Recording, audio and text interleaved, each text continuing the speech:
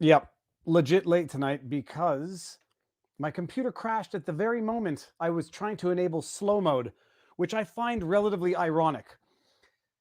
People, um, this is a short notice one, but we cannot have the last day of trial. First of all, sorry, back it up. How's my audio? F for good, A for really, whatever. Audio's on. If there's a problem, let me know. We cannot go through the last day of trial and not have a stream to discuss what we witnessed today in terms of what I would call a catastrophic train wreck of a rebuttal of a closing argument from the prosecution. I see Barnes in the house, so I'll get there in a second. Standard disclaimers, folks. My volume is a little low. Hold on. Mic, audio. There it is. Yes. So let's go to 60. We'll go to 70, people. We'll go to 70. See how that works. Okay. This looks better. Some of the chats, which quite clearly are coming from Nick Ricada, I cannot read or bring up. All right, let's see. Barnes is in the house, people, and he's wearing a fantastic tie, I dare say. This little black slot in the background is driving me crazy right here. But when I bring Robert in, there we go. It disappears. Robert, how goes the battle? Good, good. So anyone in the chat, tell me if our audio is off. Robert, so what did we witness today? There's a lot to cover. Do we agree that the rebuttal was an abject train wreck of a disaster of a rebuttal before we get there? Yeah, the guy who was imitating Chris Farley, I live in a van down by the river, was clearly so agitated by the closing arguments of Richards and by evidence of his own misconduct that he basically was arguing at the jury. You started out with Binger pointing the gun at the jury with his finger on the trigger, and it finished with Kraus or Kraut, whatever his name is, sauerkraut maybe be a better name. The basically threatening and arguing to the jury, you better do what we tell you to do, while making again false statements of fact and law as Binger did. But primarily credit to Richards. For Richards, that I believe was probably the best closing argument he's ever given. For Richards, it was a 10 out of 10. What Richards does well is facts. The second thing Richards does well that had really been underutilized, I thought, through the trial was he's like a blue collar guy at a Kenosha bar telling you a story. And when he does it in that way, uses that lingo, uses that verbiage, havoc and whatnot, then I think he's at his most effective to that jury. And he employed that very thoroughly throughout that. And some people were wondering, why did he go through witness by witness? It's not his natural skill to narrate. He's not a narrator by nature. He's not a narrative person, not a storyteller. So, but what he's good at is facts. So by putting the witness by witness and then video by video, what they did is they helped create his ability to keep his facts within a narrative structure. And so that employed his strengths. And then third, there was a lot of work over the weekend. I probably thought I would never say this, but I would like to thank Darth Crypto. It's not for his contribution to the defense because he did contribute. There are a range of people giving ideas to the defense over the weekend. I was a little bit, worried that it's very hard for a lot of defense lawyers to take ideas from other parties. Also, there's, sometimes you go into a cocoon and you don't listen to advice and ideas. I think that's a limitation on your capabilities. You can always reject an idea, but you might as well stay as open-minded as possible to hear multiple perspectives. And he did a great job incorporating all of the ideas that had been contributed over the weekend. So there was a focus, like they weren't ready on Friday to deal, particularly with the provocation evidence. They weren't ready on Friday to rebut that. There was a lot of great work in the court of public opinion and by a range of counsel and other people who are giving ideas to the defense team by various means. And clearly it got to them because they were ready today. Because, for example, they incorporated the yellow pants man didn't say Kyle pointed the gun at him. He said he pointed the gun like this. Richards highlighted that repeatedly, which was great to see. Second, that blurry photo, that blob of a photo was a joke and a crock. But in particular, it required you to shift hands from Kyle to magically become left-handed in a gun that, unlike what Kraut said, is actually a right-handed gun. There are right-handed and left-handed guns. Another lie they just told in their rebuttal. And anybody that's on the jury that knows about guns will know they lied about that. It's a dumb lie to tell. It's what happens when you have prosecutors that are so used to lying and getting away with it, they don't know when they're going to get caught. But he highlighted that. He highlighted the fact that, in fact, that's a mere reflection is what you're seeing, not a gun being pointed. How it went from color to black and white, all of that. He hit every single point that had been missed on Friday, he made today. Then on top of that, highlighted some, I wanted thematically, and some other people wanted thematically to incorporate that the reason why this happened is primarily because of criminal rioters doing criminal behavior. But the reason why they were able to be there was because the police and the National Guard were not there when they should have been. And that it was their abandonment of the scene so that only kids like Kyle were left to protect people and to protect property and to protect dreams and ideas. And he incorporated that aspect into it, that there's aspects that, Kyle's story is a story of bravery and courage. It's not a story of recklessness and criminal behavior. That's the story of the people who attacked him that night. And to highlight going through the video streams because that has always been Kyle's best defense, the independent video evidence, and then to highlight the two most dramatic moments at trial, which was McGinnis rebutting Binger and saying, yes, he you don't know what Rosenbaum was thinking. He said F you and lunged for the gun. And then the second key highlight from Grosskreutz, elicited on cross by the defense of, yeah, when my hands were up, he didn't shoot. It was only when I went for the gun and pointed at his head that he did. So that was critical to do. I've had defense lawyers and other people email me that would have liked a different presentation. That's not within Richard's wheelhouse to do. He did what he is good at, and he did the very best version of that, and credit to him for doing so. I would have liked a little more objections, but again, that's not his style. But I was glad he objected to sauerkraut. And occasionally made some points with Little Binger, but when sauerkraut gets off his rails, he just can't handle himself to an objection. It was Twice. Oh, by the way, you're on mute. okay. No, I'm back. It was not hilarious, but I'm going to bring up Little Rock here, who says, "I have never seen a train wreck to such this degree in the several years I've been practicing law. I would love to have this prosecutor on the other side during my trials." Well, you know what, Robert? Let's back it up to the beginning of the day. The first thing they were adjudicating on this morning, I forget now. It Was was something that we predicted last night, which the was that the dismissal of the gun charges, charge would of be course. dismissed because It, it has always been legal in Wisconsin for a 17-year-old to have a rifle. It's never been illegal. It's never been criminal. It's the plain language of the law. It's clear by any reasoned interpretation of it. It fits within its long history. It understands that the only gun control effort was about it's never been legal to have a sawed-off shotgun or short rifle, short stock. Basically that's what that is, short stock rifle, or other guns of that nature, would truly weapons that are seen as criminally intended weapons. But it's always been legal for teenagers, particularly 17-year-olds. They don't have to have a hunting license. They don't have to be in the presence of an adult. That's for people younger than that. People that are 17 are allowed to have a rifle or a shotgun, period. Always been the case. I call it the Wisconsin farm boy exception. It's always been there, and the judge said yes and dismissed that charge with prejudice to the nervous whining and screaming of the leftist press. so now, because this is the deal. Someone said in the response to my tweet, I posted the highlight. Who would have thought that a gun coming off the shelf would be compliant with federal regulations or whatever the law is? And people don't really understand that what was at issue here would be a long barreled rifle, which would be shortened, hence the sawed off shotgun to make it more concealable, etc. A modified rifle, whereas this is off the shelf, compliant with law. The question is this, Robert, and a lot of people are asking the question in responses, comments. How does that not become malicious prosecution, where they were knowingly pursuing the prosecution of a crime, which they knew was so baseless that they just abandoned it without much of a fight after 2 weeks of trial? How is that, at the very least, on that particular charge, not potentially malicious prosecution? It is, because some people were saying that, well, they must have had probable cause because it survived a motion to dismiss. But that's not what the court said. The court said, I didn't know if was what kind of rifle it was because that was not included in the probable cause statement. And they knew they knew all along, but they definitely knew within a few days. But they knew that, in fact, it was legal all the way through. So their only justification is that they had in my view, frivolous interpretation of the statute, which had no legal precedent whatsoever in Wisconsin. So to me, they did prosecute him without probable cause. And if you prosecute someone without probable cause who's been adjudged innocent of those charges, either by a dismissal with prejudice or by a jury verdict, either one suffices legally, then you can bring a civil suit for malicious prosecution.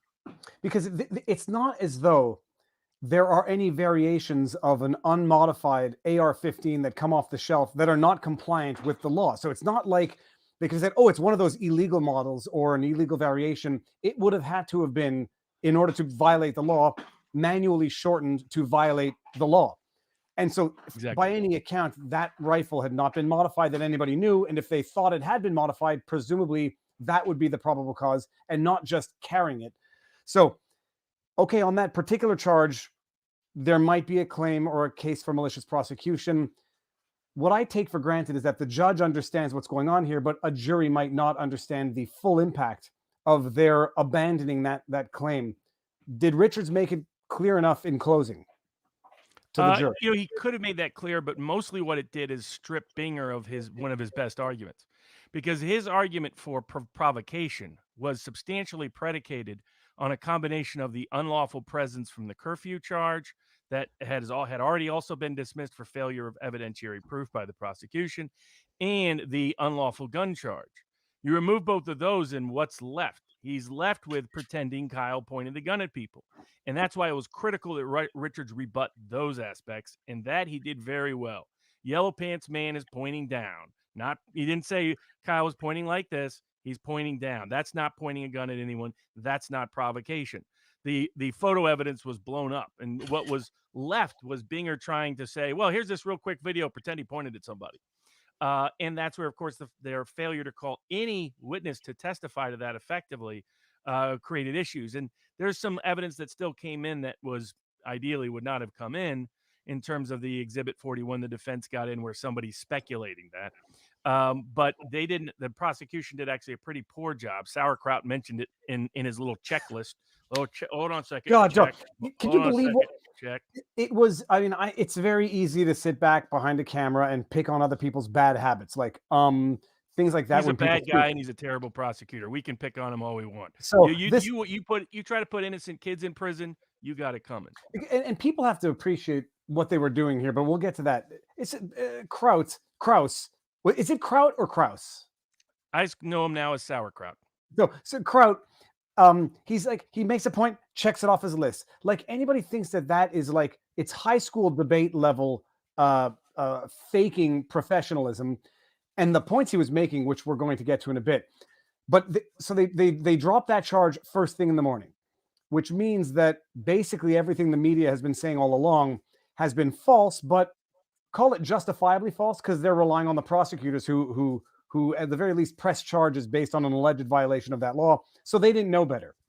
But they dropped that charge the morning of, which means he was lawfully entitled to hold the firearm, to carry the firearm, didn't cross state lines, the other issue. And now they're just left with what they are now raising as the provocation response to the self-defense privilege. We talked about the provocation last night a little bit, but flesh that out again, because they said provocation as though if you ever provoke, you are allowed to be killed in no uncertain terms indefinitely. So walk us through what you described yesterday in terms of the provocation response to the defense of self-defense and its limits. So it's what we discussed last night, that Binger would not limit provocation to the legal limits of provocation. So what Binger did was, of course, use the broader references and broader language of provocation so that jurors on their side of the aisle, and that's what they ended up arguing, really just to hoping there's jurors on their side of the aisle, that that everything Kyle did was provocation. Legally, that's not the case, but that's what we said Binger was going to do, and that's exactly what Binger did do. Impermissibly. It would have been probably helpful to have an objection during parts of that to remind the court to highlight to the jury that's not the law on provocation, but that ship has sailed. But I think that in the end, they ended up arguing, especially Sauerkraut, but Little Binger as well, ended up arguing really to their choir. They're praying their choir, and really, what I thought Sauerkraut was doing was begging for a mistrial. I don't think he cared if the judge granted one, by the way he was impermissibly going into certain areas legally and factually, improperly testifying, misstating the law. Little Binger did that by misstating. He included a duty to retreat as a general duty, which is not the case in Wisconsin. So there was a lot of that sort of confusion, deliberate by Little Binger, because he cannot win the case without a confused politically prejudiced jury because the facts are so uniformly against him. And so instead, what they ended up highlighting was just the broad theory of provocation, and then in the general language of provocation, and then a couple of incidents claiming he pointed a gun. Which, of course, the problem was they didn't have any evidence for that. There was no evidence of that. The evidence is effectively rebutted. They had, put a few pieces of a puzzle together that don't fit. And I thought the best line, actually, somewhat honestly, to my surprise, came from Richards. Hocus pocus, out of focus. That was a good line. I would have been tempted to repeat it a couple of more times, but he did thematically by Well, talking about fairyland and fairy dust and fantasy world and fantasy land. And that's where the prosecutors want you to live, not in the mind of a 17-year-old kid in a 10-second time period or a 2-minute time period under attack from a mob. I can't remember which way he said hocus pocus, out of focus. And I think I think it had to go the other way. I said this to Nick today. It had to go out of focus, hocus pocus, because they're trying to make magic out of something that's out of focus. But it was good. It was catchy. Everyone in the chat, which is a good indication of how others reacted, took to it. And he didn't need to say it himself because Krauss, in his response, in his rebuttal, as incompetent as it was, repeated it for him. And what better way to That's, hammer by the way, home? the sign of a very effective line.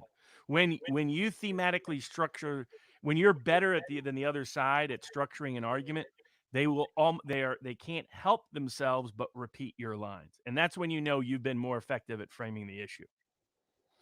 Yeah, so it was great. I actually thought that Richard's best sequencing, and it's something he didn't even say it, but it stuck with me visually, is he said it went from Rosenbaum's hands to Jump Kick's feet to Huber's skateboard to Grosskreuz's gun.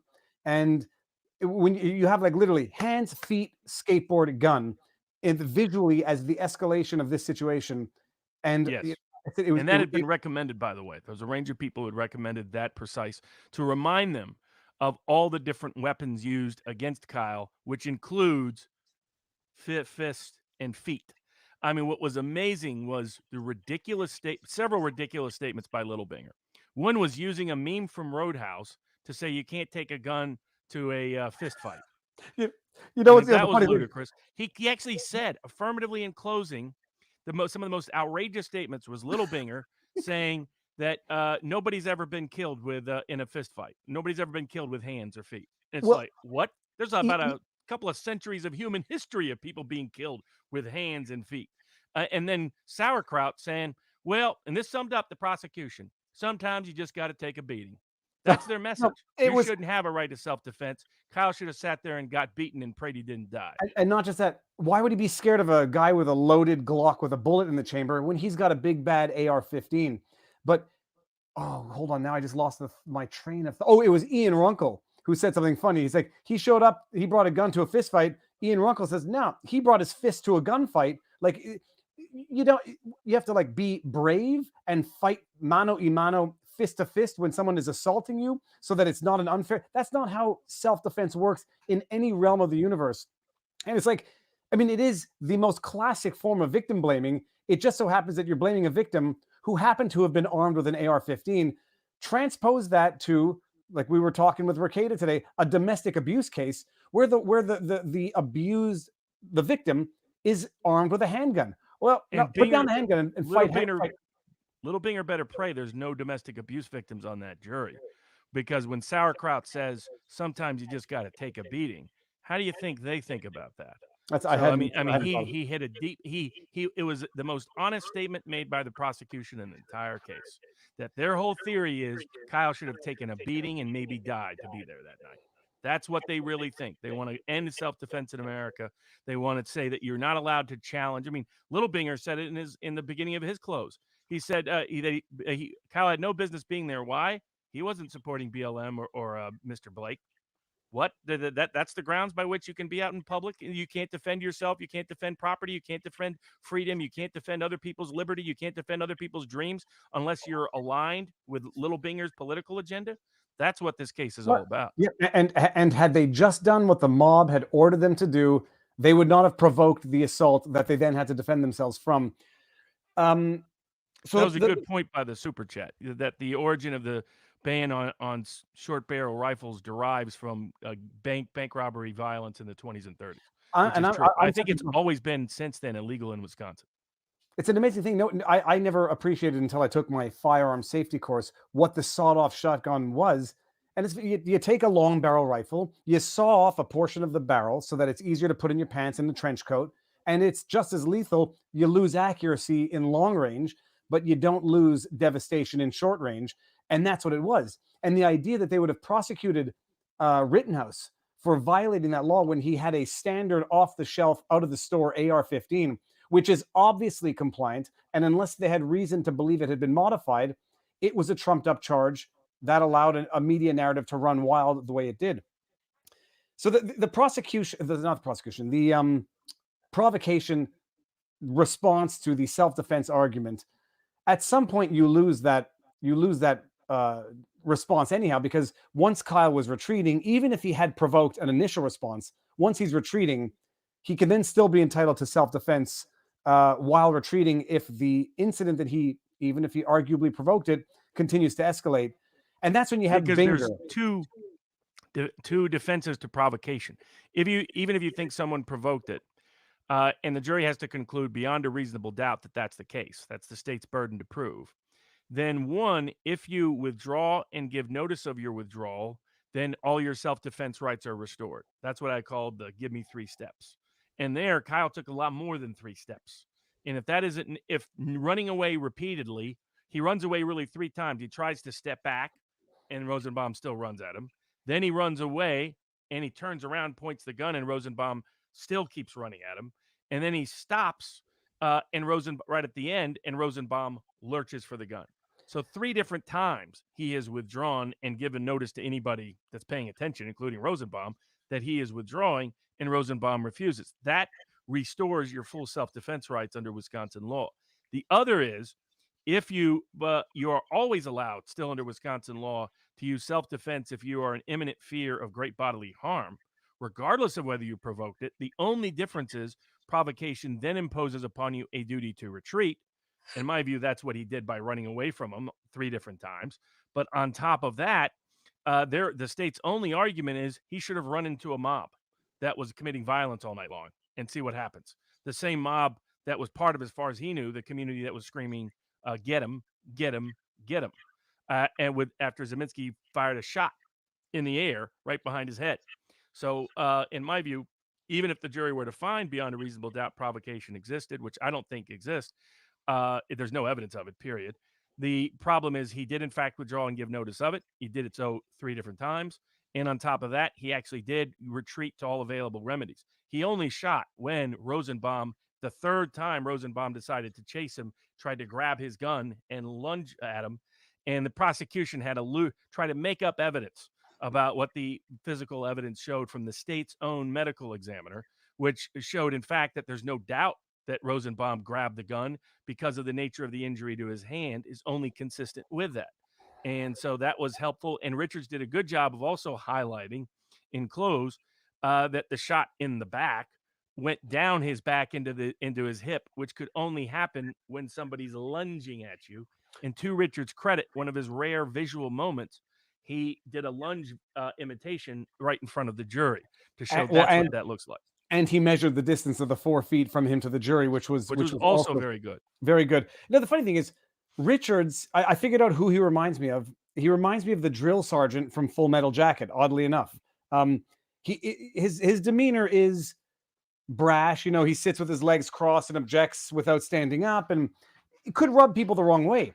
But the one thing that it does not give the impression of is insincerity or phoniness or dishonesty. It's not eloquent. It's not smooth delivery, but it doesn't look dishonest and it doesn't look deceitful. And it's where you take what could be limitations and make them virtues. So you just tell the story like a blue collar guy at a bar. You're not a fancy pants lawyer. You're not Mr. Eloquent. You're not Mr. Public Speaker. You're just a guy who knows your kid is innocent, and you're trying to explain to the jury why that's the case. And say, use common sense. That's preposterous. That's ridiculous. That's ludicrous. He has a lot of Wisconsin sarcasm. I thought he mostly used it effectively. The other idea that people had proposed was that he go at Binger. I mean, this was my idea, of course, from the very beginning of the case, but I was very glad to see him do so because I thought it needed to be done. It needed to be personal. There's a lot of judges who won't let you do it, but this judge clearly was, free reign, say whatever you want. Well, of course, And because the judge himself said, "I don't believe you, Binger. I mean, I don't believe you," which is tantamount to saying you're a liar, but it's polite lawyerese, judges. I mean, it I'll was just read this one. It's all on the point. Is do you think Richards provoked the rebuttal as strategy, knowing how indignant the prosecution gets when their integrity is questioned, expecting them to be as befuddled as they were? the reason why it was recommended to him in particular for close was that reason. So when Sauerkraut was going to give the rebuttal, he cannot handle, and he's made very clear he cannot handle allegations that expose what a corrupt fraud he and Binger are. And so to keep hitting him, hitting him, hitting him, hitting him, hitting him, hitting him, drove him so nuts that he would just went on a rail, went this direction, that direction, the other direction, this direction, and he looked like a mean, bitter, vindictive prosecutor that is precisely who they really are. He took down the mask and exposed who he was, and in the process of doing so, is left only praying that bad jurors are on the jury. And it was the old Shakespearean "me thinks he doth protesteth too much." Like when you accuse somebody of lying, if they know they're not lying, they don't lash out that way. But Binger and Kraus, I mean, they know what they've been doing since day one. They know they've been bending the rules, misrepresenting the facts. They know that in the prosecution, if it wasn't malicious prosecution, it was damn well selective prosecution. And when you attack their integrity, and nobody in that courtroom believes them and they know it. The judge doesn't believe them. I suspect they got the impression the jury doesn't believe them. And you attack their integrity, and that is when someone is driven by ego, all they have. I mean, they lash out at everybody because how dare you not believe what I'm trying to tell you? It was I didn't see the jabs as much as their response indicated they had jabbed them. I just saw Richards doing what he was out there to do, which is call them liars, point out how they from the first second Binger opened his mouth, he was lying about getting shot in the back. Now, technically not a lie, but when you say that someone was shot in the back, there is one and only one thing anybody understands that to mean.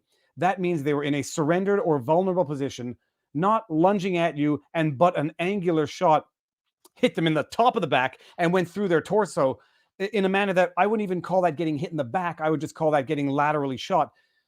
They lied from minute one, and Richards called them out in a very brash and full He did metal it in a jacket very way. Wisconsin way.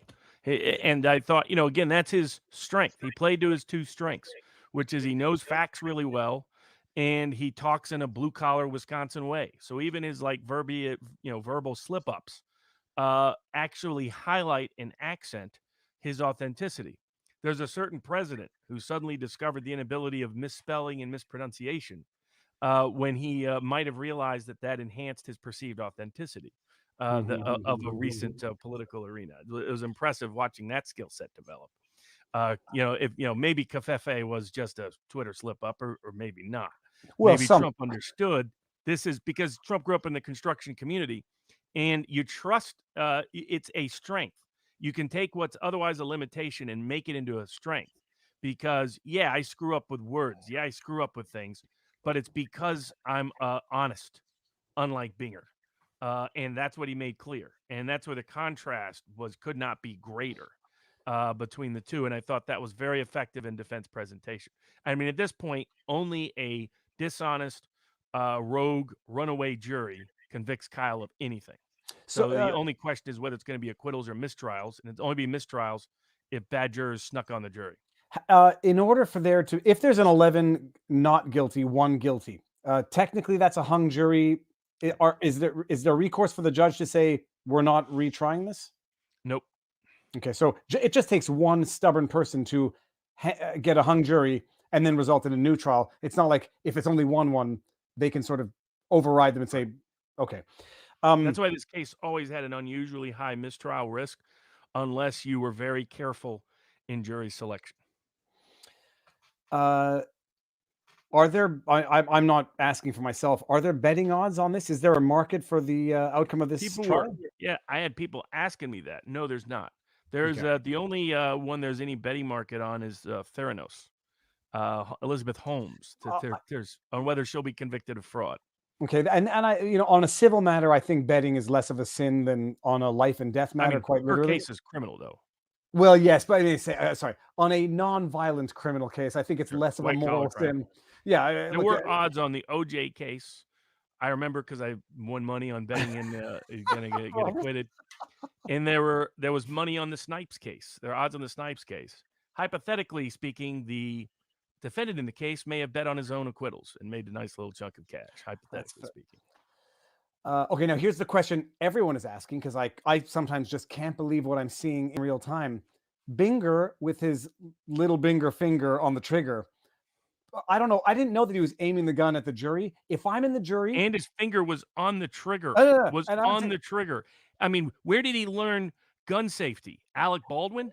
I mean, that's what I was going to say. In the context of Alec Baldwin, and even not in the context of Alec Baldwin, um, that's not a game you play. And if I'm in the jury, I appreciate that I'm neurotic and I appreciate that I overreact. I would have been exquisitely angry. I once had someone point a gun at me in a joking manner, and it was border. I mean, I know it's assault technically. Did not like it, even though they thought they knew everything about guns. Binger was trying to set a trap for Richards, and to his credit, he did not take it. What was it? Also, What do you Binger think the also trap? got the advice not to repeat the N word. Credit to him for doing that too. But hold on. Um, What trap do you think he was trying to set by having that gesture in particular? because what does it highlight? That pointing the gun at someone is scary and threatening. He wanted Richards to highlight how scary and threatening it is to point a gun at someone, thus playing up the provocation theory that Binger had. So Binger was teasing out, trying to tempt Richards into saying, look at how crazy this was. He just pointed a gun at you. That's Binger's argument as Gosh to why that darn. would be provocative if Kyle did it. Okay. To his credit, Richards did not take the bait. Fantastic. That is 4D level chess right there, because that I didn't even think those two steps ahead. But I guarantee Binger does. He's a the jury. sleazy, swarmy, but smart prosecutor. Well, I guarantee you the jury did not like having a gun, even if they were told it's clean, clear, cold gun, especially given the Alec The, Baldwin. the subtextual message was, you better bring back the verdict we want. I mean, you could, and when that's re-enhanced by the way Sauerkraus, whatever his last name is, how he handled his rebuttal, that seemed to be the argument. They were arguing to their position. You better go in there and you better hold out and you better do what the government says, because we're the ones ultimately with all the guns. I love what you just said. In fact, had Richards, for all of the encouragement, object, had he objected then, Richards, Binger would have then said, look, it is so much an assault on your safety that just pointing what you know to be an unloaded gun is an act of provocation. Richards didn't take the bait. Binger pointed a gun with his finger on the trigger at the jury. They reacted internally probably the way any reasonable person would, and it's not going to be to Binger's favor. Did Binger Backfired. arguably It commit a didn't crime? work the way he had hoped it would. And Well, that's because, again, Richards did, I think, his best version he's ever done. And I think Binger did not expect that, because Binger knows Richards' reputation and probably presumed that he would take the bait on some of those things, and Richards didn't. Is there any plausible argument that Binger actually committed a crime? Because someone sent me or tweeted a copy of a statute which said that it's unlawful to point a gun at anybody. It is. It is. Yes. Yeah. So it's added to the litany of crimes and constitutional violations and ethical rule violations that little Binger has committed in this case. Wow. Robert, I hope everyone in the chat appreciates the insight of that response. That's a gambit that Binger took that did not pay off. And now I absolutely think you're 1000% right that Richard's not objecting to that or not reacting. It was probably the best non-reaction of the. Instead, it ends up making little Binger look like a nut. What's this nut job doing pointing a gun at me? What the heck? It enhances that's who these people are. And of course, it became a permanent meme. So, there's so many memes from this trial. Ricada had a fun one of, he had Kyle pointing at the screen, and it was a picture, I think, of us or me or one of the other. yeah. And I was like, because it's from the pointing at the screen stuff. So there's so many of those. And then somebody did the hocus pocus out of focus. they redid that shot and they put little hats on sauerkraut and little fairy wizard hats on Binger, and had little fairy dust coming off the TV screen. So the a lot of good stuff with that. But here's a case where the court of public opinion, I think, really mattered, because all of that collective effort and collective help over the weekend of what Darth Crypto and others did, ultimately that information and intel got back to the defense team, and Richards critically incorporated it to gut what was going to be Binger's core argument in close. And in the end, he really didn't have it. And so that's why he had to go to more desperate lengths with stunts like pointing an AR-15 at the jury with his finger on the trigger, not off the trigger like it's supposed to be, on the trigger. And not off the trigger like Kyle Rittenhouse's finger was off the trigger when he had his gun pointing at the gun. I mean, I saw that even with my layperson eyes. I didn't see that his finger was on the trigger in real time, but I couldn't. We didn't see that image from the angle that we had from the live broadcast, and I certainly didn't know that he pointed it at the jury. Oh, one other addition. Yeah, wonderful little phraseology. Probably came from, this is not naturally a sort of Richards thing, but it was still great that he did, which was saying that Kyle Rittenhouse was entitled, like any other Kenosha citizen, to be unmolested by Mr. Rosenbaum. Well, he was definitely alluding at the fact that Rosenbaum had selected Rittenhouse to pursue because he looked young and weak. And it's true. And that's an argument that I was thrilled to see him make, because there were about a dozen or so arguments, 6 critical ones that some of us had really wanted made, and Richards made them all. And so complete credit to him, because I mean, sometimes, like I say, ego can be a block, or you can live in a bubble during your defense. He clearly incorporated a lot of information, and it led to the best ever defense I think he's ever given. I'm going to read this one because it's a legit question, but this is sort of one of Scott Adams' loser think techniques is you should have done that yesterday type thing, which is something you can always say quite literally. But why not request dismissing those obvious charges before today? Is it just to throw the prosecution off their game? It's because what the judge said was, until the close of evidence, I didn't know whether in fact they had a short barrel rifle or not. He made that clear. He was like, theoretically, there was nothing in the indictment itself that precluded that being a short barrel rifle. And so there wasn't sufficient allegations from the probable cause statement itself to rule that possibility out. By the end of the close of evidence, it was clear he never had a short barrel rifle. And so it was the prosecution's bad faith to continue to pursue it when they knew that, but the court can't take remedy until the close of evidence. I'm going to say Richards did really good today, and I'm going to bring up this one. Marty McGraw, Mr. Barnes, I respect your integrity in praising Richards. A lot of people get the misrepresentation because when someone has confirmation bias, they're going to look at Robert and say he is always critical of other lawyers, and then totally ignore all of the lawyers he has been overtly praising. Harmeet Dillon, for example, Sidney Powell before the Kraken, and any number of other attorneys who Robert overtly, actively, and regularly praises. And he was critical of Richards for legit reasons, critical of a situation for legit reasons. But Robert is not. I mean, I know you, Robert. We've known each other for a couple of years now. Not too proud. It's not a question of ego with you. It's a question of strategy. And so completely. And I just wanted the best Richards to show up. And my hope was that public criticism could collectively get feedback that he could then incorporate to be the best version of himself. And he was today. So, I mean, all I ever cared about was Kyle being acquitted. I didn't care about nothing else, zero else. He's an innocent kid being railroaded by a corrupt prosecutor, period, and by a corrupt, politically prejudiced media. He wouldn't be here by any honest prosecutor, by any honest press.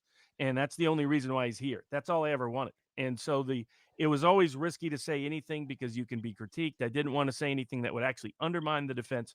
Just wanted the best Richards to show up, and today he did. It was great because you look at Richards today, his presentation, he looked like not a cranky uncle. He looked like your uncle that you love, but who's a hard ass. And it came through. It came through in terms of honesty. Okay, fine, everyone. And his passion came through. He deeply believes Kyle is innocent, and that finally came through. I mean, he's like, this is BS. This is nonsense. I mean, I think he said that. Actually, those exact words multiple times. Go at Binger for being the fraud that he is. Bring out all the critical, essential evidence. Make sure the jury knows how passionately you're committed to this kid. And a very good close. There were no winners here, but it was complete injustice to make Kyle the loser here.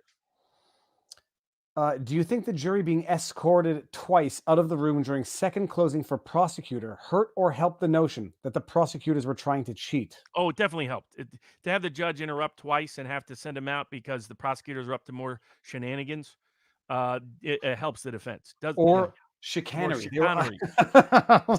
Exactly. um, oh, but yeah, by the way, I'm not jumping on the bandwagon of the. Oh, one addendum. Go for it. This is an I and a W. See, these are two arrows pointing down a W. Stands for InfoWars, is where it comes from. It is not, as a commenter said, a swastika. But some Oh, for idiot. goodness sake, people, come on cut the garbage. When I found out that that was an InfoWars, I was like, oh, that's it. I'm getting in trouble. YouTube algorithmic image learning is going to come down and strike us. But you've been doing it for a while. Yeah, it's an InfoWars. Who would even see a swastika in that? I mean, that's okay.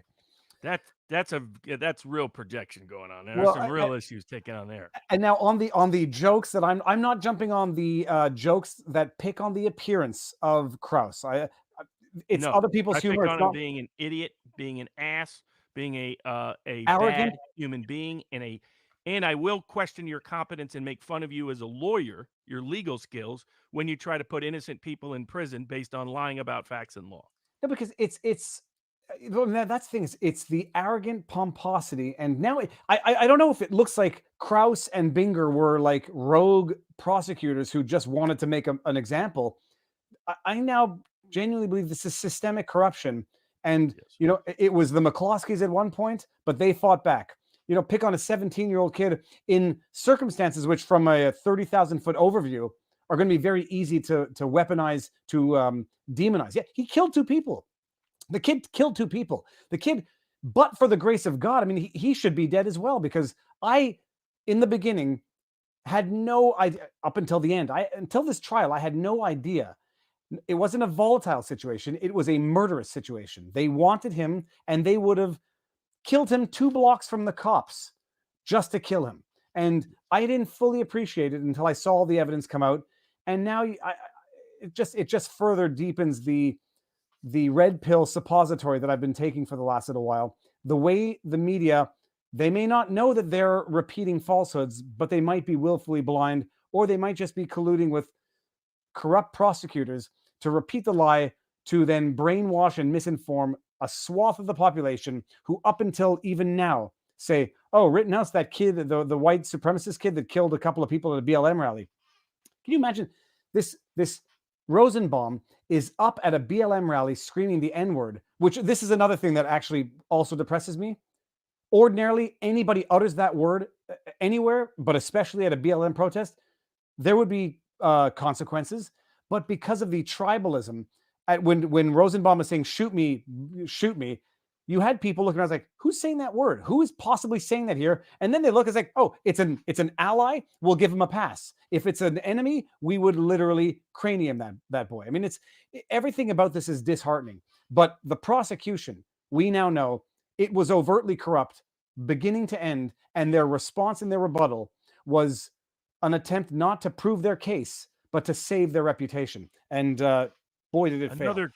Another good thing Richards did is highlight the part about Kyle's testimony too, but he put it in his own words that had Rosenbaum got that gun, other people would have died that night. He almost said what I'd been wanting, and I think he was thinking about it, and he decided to skip it. He almost said we would have had a real active shooter that night, and his name would have been Joseph Rosenbaum. Well, and the only reason we didn't is because Kyle defended not only himself, but other innocent lives that night. But I'm glad he stayed away from that argument, and I would have just avoided the argument that had he gotten the gun, forget the gun, had they just disabled Rittenhouse, they would have bashed his brains in, and then who knows, the gun, maybe nothing happens, maybe they just go on with their night and they got justice. But it was clear they wanted to kill the kid, and there's no question about it. And the only 2 miracles of the evening, 3, I guess. Jump Kick Man survived, Gross Kraus survived, but with his wound, and Rittenhouse survived. I mean, that's it. I mean, here, actually, this is good. SD 1985 says, who thinks dropping your gun just so you can fight hand to hand is a smart move? It never crossed their mind that someone else can pick it up and use it on Kyle as he's getting his head kicked. They might not have even used it on him or anyone else. They just would have They would have beaten him, to quote Shawshank Redemption, they would have beaten him until there would have been nothing left to beat. And I never realized how, by the skin of his teeth, Rittenhouse got out of that situation. What's next now, Robert? So I mean, we're going to get into some more questions. Everyone in the chat, bring them in, and we'll get to them. But so they're in deliberation. Am I? I don't want to jinx it because I always guess wrong.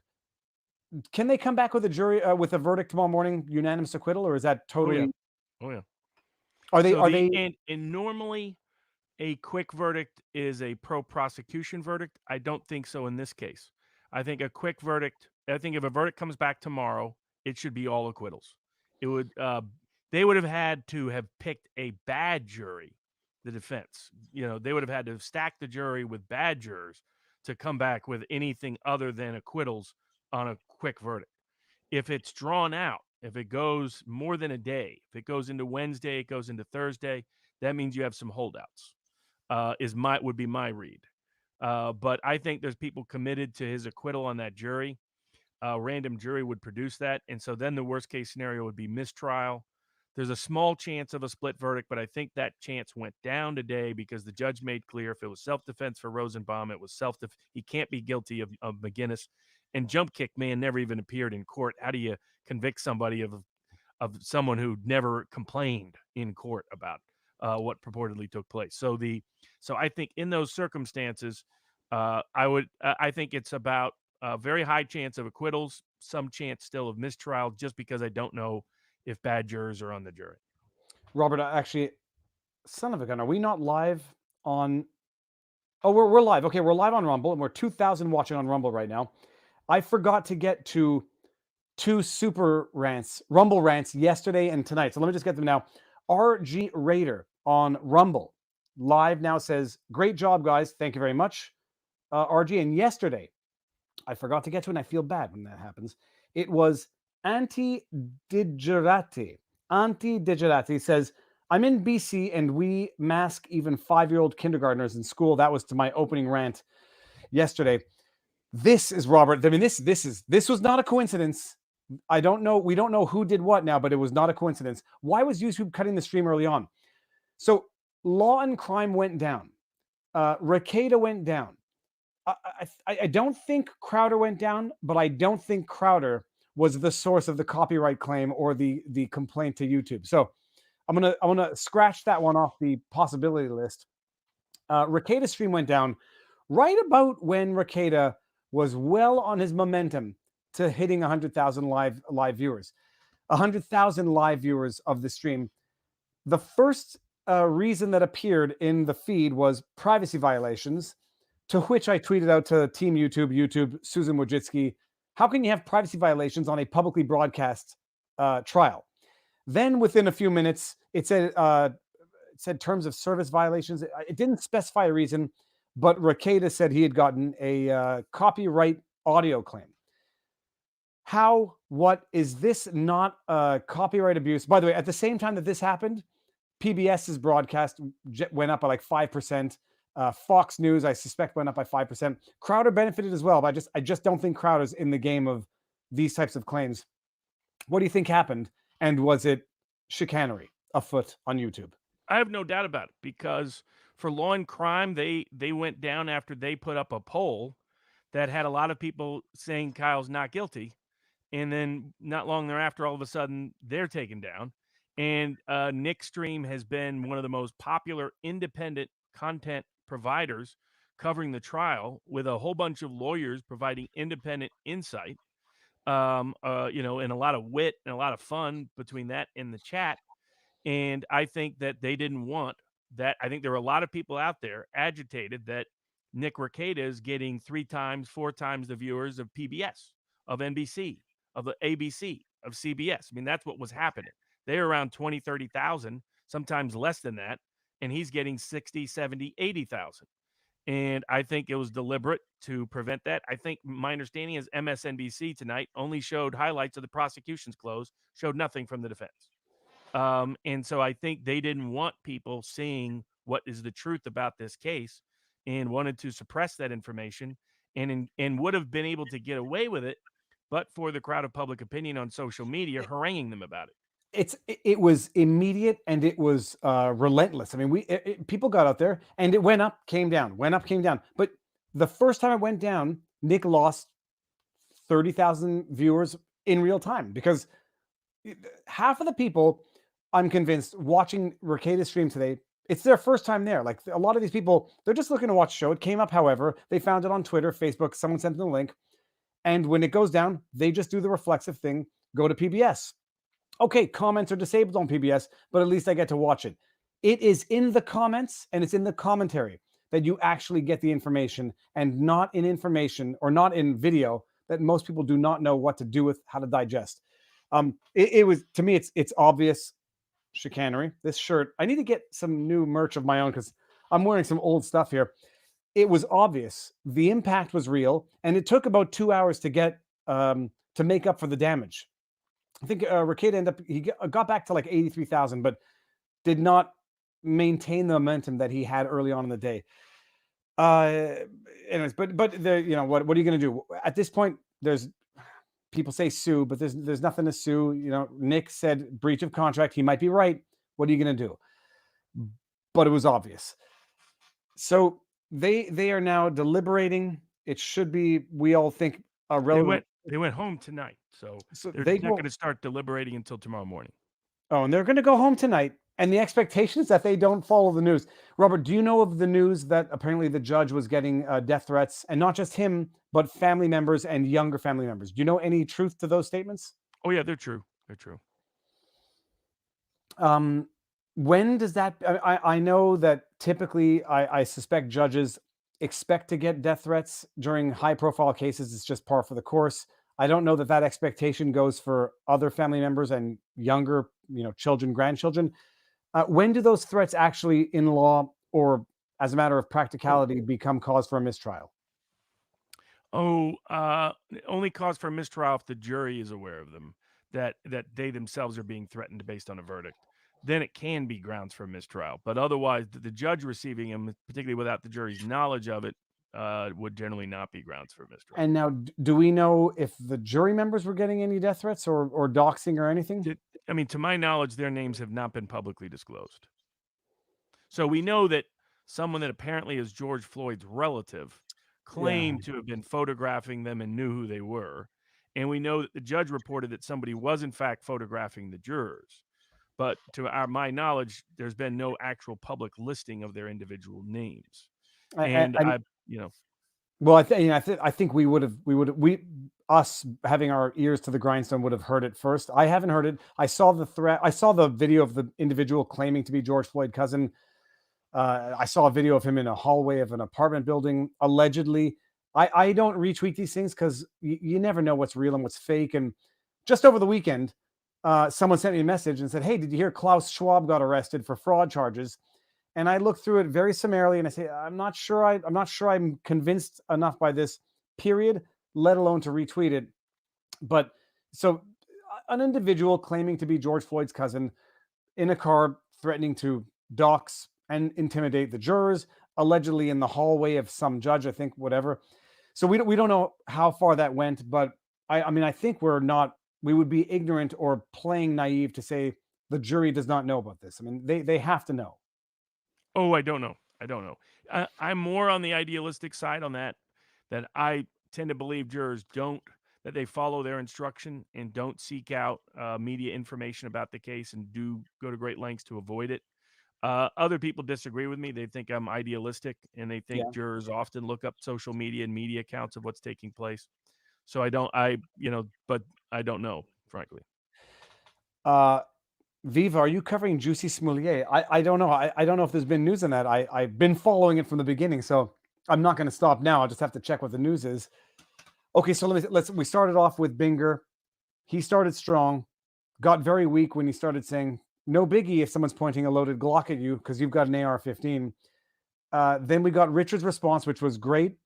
I don't think do you think he made any big mistakes in his response or any mistakes at all? There are a couple of things that would have been better left out, but but I'm not going to highlight them. No need to at this point. Good. And then the response, I don't want to say sauerkraut now. Someone's poisoned me. Kraus, abject disaster. Take a beating. There was another thing that he said that I said was the worst argument. Hold on. I'm just going to go to my Twitter because I can't remember. There's so much happening.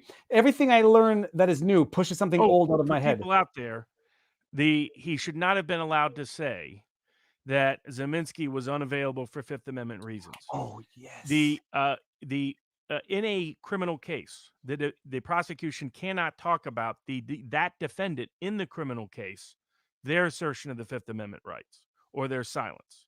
However, any other witness, even if they are a defendant in another case, both sides can comment on their not testifying. And so for the prosecution to try to argue that Zeminski was asserting his fifth, what they really meant to say is, hey, jury, we made sure Zeminski was unavailable for this trial. That's why we tagged a charge on him and pushed his case to January. So God we made damn sure he it, wasn't Robert. available. That's another 4D level black pill moment. Oh, look how good I am. I'm Binger. I'm prosecuting Zeminski. Don't accuse me of bias. I'm conveniently prosecuting him so that he cannot testify because of the fifth. And then we'll see what bullcrap plea deal we strike with him. Like they did with the Molotov cocktail lawyers out of New York. This is why I don't have these malicious thoughts. I don't have these deceitful thoughts in my head in the first place to even put them into effect. Yes, chat. Everyone listening right now, that was not a thought in my head, and now it is undoubtedly what was done. Press charge. I'm pursuing him for arson. Look how good I am. I'm an honest prosecutor. So he can't testify now because self-incrimination, but we'll see what happens when this trial's over and what plea deal he agrees to. I had another thought, which sorry, hold on. I'm gonna bring up this. He was too cowardly to use his fists. Let me just. As Mr. Binger said, he brought a gun to a fist fight. And he was too cowardly to use his own fist to fight his way out. Can you imagine? That's got to be one of the dumbest arguments I've ever heard. Now, it's politically where they're going. It's where they want to go. They want to say you don't have a right of self-defense in this country. But that is insane.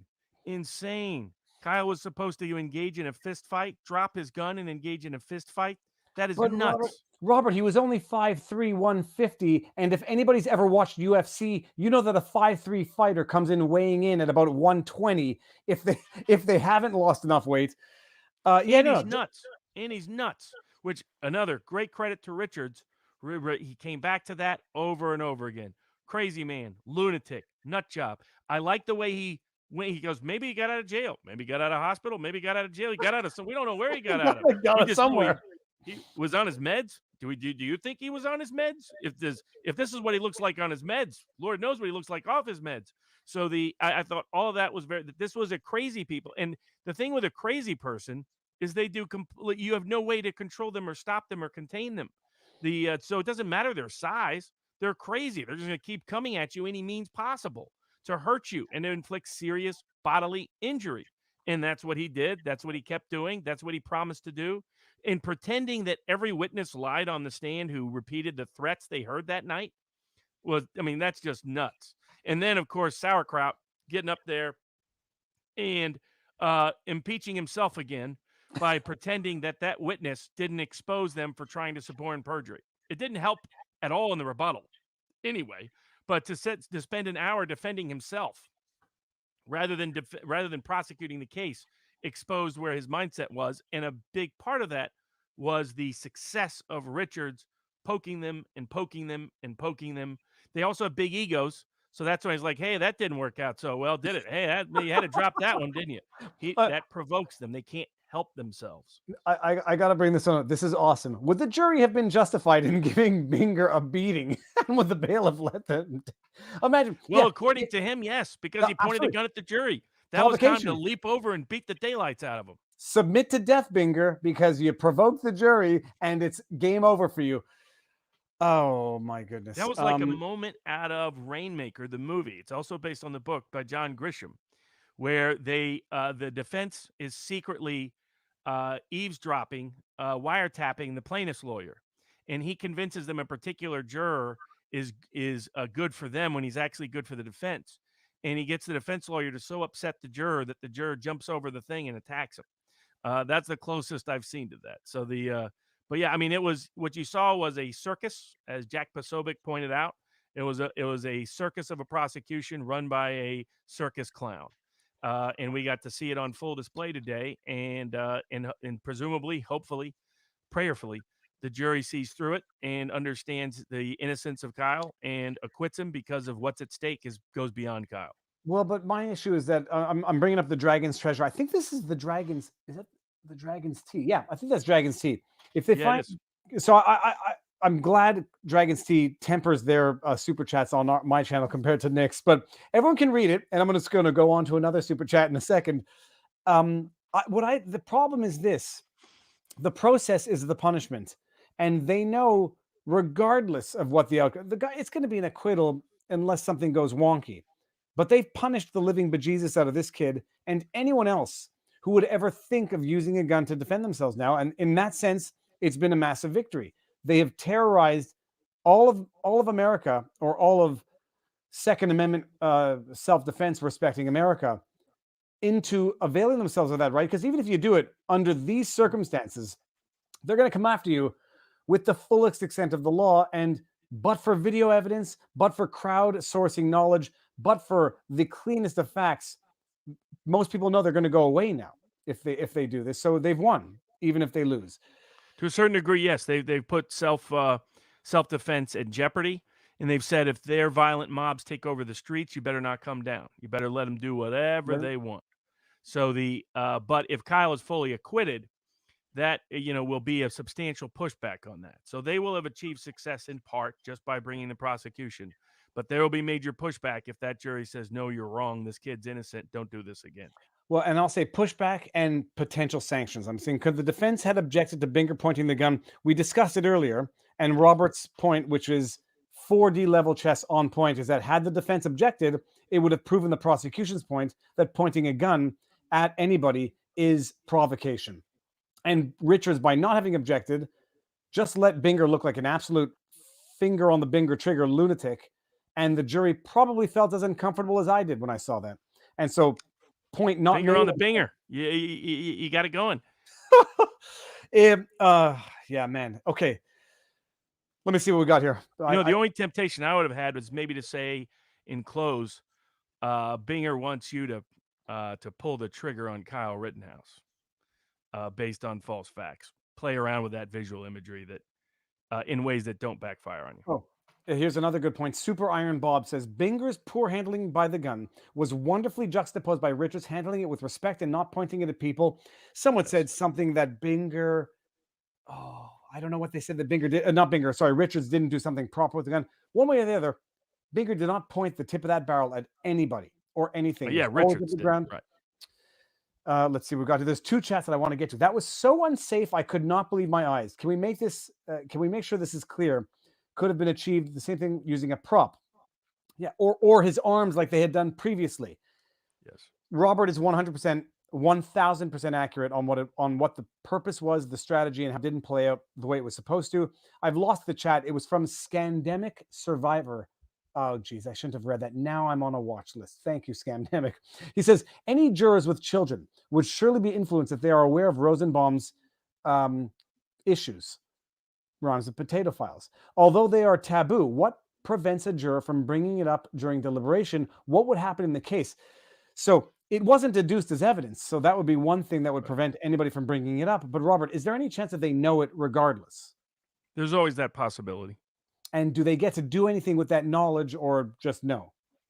Generally, whatever happens in the jury room stays in the jury room. It's very hard for that to ever be admissible evidence. Let's see, the mistrial. I mean, any news, anything to add to our discussion about the potential for a mistrial with prejudice? Do you think this judge at this point leaves it in the hands of the jury, or he does? Okay. Now, well, I mean, he can still reconsider after a verdict. In my opinion, he can still grant interesting. So mistrial or new trial on the grounds of prosecutorial misconduct, even after a jury verdict. Very interesting. So the judge, in a way, it becomes easier to appeal in that instance. Okay. So the judge might be saying, I'm going to save my second kick at the can. If they get it wrong, maybe I'll intervene and then run our risk with an appeal. I would also just like to point out, this was a live stream called with less than 45 minutes notice. We're over 20,000 if we're including this stream and Rumble, because we're over 2,000 on Rumble. which is phenomenal.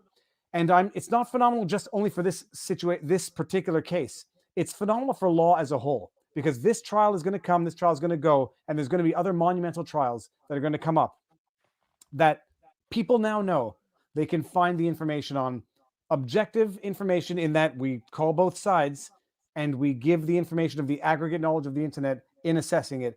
And people know now, PBS with their comments turned off and yada yada, and MSNBC with not even airing it but just the highlights that they want. There's a world of knowledge out there that people have access to, which is probably why they shut down Ricada halfway through. Okay, sorry, no, I'm not going to read that one. I brought it up. I'm just going to leave it there. The hatred directed towards the judges, lawyers, and jurors in all of these politically charged cases is one of the scariest aspects. But how significant is it really, JM? Well, I mean, whether it was for my commentary on this case or commentary on some other cases today, I mean, I got 2 death threats today. So that's just the reality. You have people who threaten you routinely because they want to weaponize everything to censor opinions they don't like. And it's a sad situation, but it's a functional reality of where we are. We'll talk about that afterwards. I did not know that. How Twitter, DM, email? Now they got my email and they got the court office number and did it that way. That's the and people think that anyone's going to achieve anything by doing that. It's get in line, boys. Get in line. Why did the judge not use directed verdict once Gage stated he was shot only after pointing the gun at Kyle? Robert, let me see if I can field this one and you'll tell me if I'm right. Even if that would apply to Gage, that would not necessarily apply to Huber and Jump Kick Man, I guess, to some extent, for the reckless discharge, and to Rosenbaum. Good enough? Yeah, I mean, he could have done a directed verdict on Gage. I mean, he could have done a directed verdict on all of them, in my opinion. Obviously could have, and I thought should have, granted a mistrial with prejudice. But this judge has been clear he wants this to be a jury verdict case from day one. So that's why. I'm going to bring this up because I'm going to show people that I am not here to protect Robert, who's a big boy. Robert Barnes is unreal. Ego the size of Texas. Now he's taking all the credit for the defense. You're a $sign. I don't know if he meant ass or just making. Yeah, unfortunately, you forgot the A. I'm all money. I appreciate that. I'm money, baby. I'll tell you one thing. You must be Randy Chase. I'm not saying this to make fun of you. I think you should go back to the beginning of the stream. Roberts has given credit to Richards, and Robert gives credit to lawyers when due, and he gives criticism to lawyers when due. And there's nothing more we should expect in life. You expect criticism when you've done something wrong, expect compliments when you've done something right. And Robert is fair, and above all else, I think absolutely no ego, can admit when he may have gotten things not right. So with that said, Robert, I just don't want anyone thinking I don't bring up a super chat to protect you. You have thicker skin than I do, but I can respond to that. I love how Kyle's split-second decision is called into question after he was struck multiple times in the head. That is something which I'm surprised. Robert, field this one for me. They never got medical on Rittenhouse to determine whether or not he was concussed from the 2 strikes to the head. The way he described things, I thought he established the factual predicate for that. And so they could have had medical testimony say under this condition he's concussed. He has limitations in his perceptions and so on and so forth. And I thought it would have been a good idea. There were some other things that I would have done things differently. But I thought, again, Richards was 10 out of 10 for Richards. And I thought he highlighted his strengths, stayed away from some of his limitations, and gave a very good closing argument, and much better than littlefinger and Sauerkraus. No, there's no question. It was good.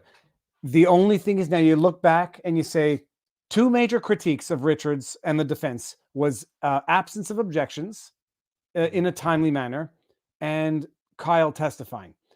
Other than those 2 big critiques, I mean, what if you had to pick one mistake that the defense made other than those 2, arguably, what would the third one be? Well, my view was this was always a jury selection case. So go with the best possible jury selection team. So I thought they took a gamble by going a different route. Hopefully it doesn't matter. And now because I bring up the flattering ones as well, although in fairness, it's 99.99% flattering to 0.01% critique. Don't listen to the crazy Canuck. Was he Canuck, Randy? I don't know if it's Canadian. So whatever. So we're not very polite for a Canadian. So you can understand his state of mind. The poor guy's been under Trudeau rule for a little too long. Well, in Canada, you have to ban antiquated historical weapons that have never been used for any meaningful purpose. No, look, yes, we have our own levels of stress, and I will be sympathetic to everybody out there until evidence to the contrary. Everyone is dealing with their own stresses, and it materializes in different ways. Mr. Tech, would you agree? Oh, this is Canadian. What's up, Mr. Tech? Would you agree that as much as we don't like Binger, he is an amazing storyteller? He has a way of selling a narrative. Oh, he was very effective in the first part of his close. Very effective in his opening. Great use of innuendo. Again, very smart. I mean, he's sleazy, slimy, and schwarmy. But Littlefinger, is properly named. Littlefinger, the character from Game of Thrones, in which after he's named, the other favorite meme is you don't have enough flair because of his faux hawk appearance. Speak of the flair. By the way, Robert, speaking of flair, first of all, your tie is kick-ass tonight. That is beautiful. What was the pin today? Because the pin, call me paranoid delusional. Every pin variation that he has worn looks something like a sickle. It can be interpreted at the very least as a sickle. So what did you notice what it was today? The same I think he did in opening, which was a red, white, and blue eagle. Okay. Well, that doesn't look like a sickle. So that's totally my projection. Then I was wrong. I'm an idiot. And gosh darn, I should just shut my mouth. Okay. Please come and help. The Tennesseans need you. Amanda, thank you very much. The governor did sign the law that limits the ability for them to discriminate on vaccine bases in Tennessee. It was a law I helped craft. It should have been stronger. That they watered it down in parts for big business, but it's still pretty good, and so that's a promising sign. Okay, now before we're gonna I will say degenerate, but we're gonna regress into random questions. So anyone in the chat, if we have not addressed anything on what we saw today, stick the comment in, stick the question in. We'll get to it. And other than that, I mean, Robert, we're waiting for a judgment now. They've called in the National Guard. My white pill, maybe my naive perspective is that there will not be rioting one way or the other. I unfortunately, I say fortunately, I don't think there's going to be rioting one way or the other. This acquittal is going to be obvious if it comes, and a conviction. I don't think the people who are going to be angry about a conviction are going to take to the streets in the way that we've seen other groups do. So it'll be a conviction followed by the law, or it'll be an acquittal followed by some pissing and moaning by some groups, but by and large, some recognition by even the mainstream media. But Robert, how do you see this playing out going forward? So, I mean, I think there'll be an acquittal tomorrow. And if this is a fair, honest jury, that's precisely what will happen. If it gets dragged out, that means there's a risk of a mistrial. I can't, unless they picked a bad jury, I cannot imagine convictions, period. So I think it's acquittals or a mistrial, hopefully acquittals. And I think you're already starting to see some media mea culpas amongst those who are capable of making them. And we'll see how it goes. There'll be people who continue to lie about the kid, but some of them will face consequences potentially in the court of law, not just in the court of public opinion. If it comes on back, the Alex Jones issue, Alex Jones was again denied. He's been denied his free speech rights, denied his due process rights, and now denied his jury trial rights in both Texas and Connecticut. I did not hear that. So the judge said, "No jury, I will hear this case." No, issued a default judgment against him. Oh, I'm sorry. Well, even though he produced over 1 million pages of documents, text, and emails, produced a full library of hours upon hours upon hours of videos and audios, and he and other people as part of his case sat for hours and hours and days of depositions, and they're claiming he didn't participate in discovery. Those are courts lying. That's what they're doing. They're lying because they're unable and incapable of doing impartial justice because the name is Alex Jones. How many constitutional rights of his are they going to violate? They've already violated his First Amendment rights, already violated his Fifth Amendment rights. Now they're violating his Seventh Amendment rights. What other rights are there to violate? So the courts think Alex Jones is on trial. The courts are on trial, and so far they're failing. So we had discussed the judgment by default. So it was an appeal of that judgment by default. Well, no, that was the Texas case. The Connecticut case went and did the same thing. Okay, sorry. So yeah, I'm not up to speed on that. And so, yeah, okay. And so what happens now? rhino Republican judge, in name only in Connecticut, one of the more corrupt states in the country, and is proving so in this case. So we'll see if the higher courts ever do the right thing. Hopefully, at least there'll be a jury trial on damages. Not clear in Connecticut. They might try to deny him that too. At least in Texas, there'll be a jury trial on damages, and we'll see how that goes. But, at some point, the courts his First Amendment rights have already been violated. His due process rights have already been violated. And this is now his jury trial rights are violated. They're just making a joke out of justice. Every criticism that anybody associated with Alex Jones has made of the courts have proven that criticism was precisely right. And if anything, understated how bad the courts are. Yeah, but Robert, so what happens? I mean, other than seeing the weaponizing of the system to the point of undermining the system, to the point where the system no longer exists, what then? I mean, I don't want to resort to Michael Malice anarchy, but what then? Speaking of which, I'll be on Michael Malice on Wednesday. So for his you're welcome discussing this case and the Rittenhouse case. So hold on, Malice is it live? You're welcome. No, it's pre-taped. You're welcome. Okay, so he's going to be publishing it what time Wednesday? I don't know. I know sometime Wednesday. I think like late morning, noon. Okay, so day after tomorrow, people, Barnes is going to be on Malice, and that's going to be amazing. Okay, that'll be fantastic. So now you can watch Malice in live time be increasingly shocked by how bad the media has lied about Kyle Rittenhouse. Well, I think he knew, but he's got an open mind to saying he thought he knew, but it was even worse. He assumed that what he was seeing was exaggeration. He's like, it can't really be that bad, right? Nope, it's worse, and it's even worse, and it's even worse. Okay, now bring this one. If it comes back a hung jury, can the judge dismiss with prejudice? Yes, we discussed that, and he can. Yes. Let's see what we got here. I'm 100% based on the earlier governmental misconduct. Okay, 100% convinced that Kyle doesn't get a full acquittal. Maybe any he gets are clustered toward the second situation. I don't trust people.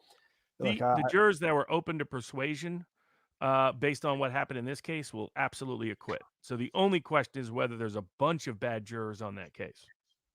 And April Stoiber says, you're on point, Barnes. I'm from Kenosha County, and that's exactly what I was thinking today watching Richards. It was very Wisconsin. I don't want to say these things. I will never be able to hear Richards again without hearing Nick Rekieta's imitation of Richards. Wisconsin. No, but it is stuck in my head. What was the word that he was saying today that had havoc? Havoc and rough. And I don't want to make fun of accents. He had a bunch of Wisconsin. Oh, no, I thought that was great for him.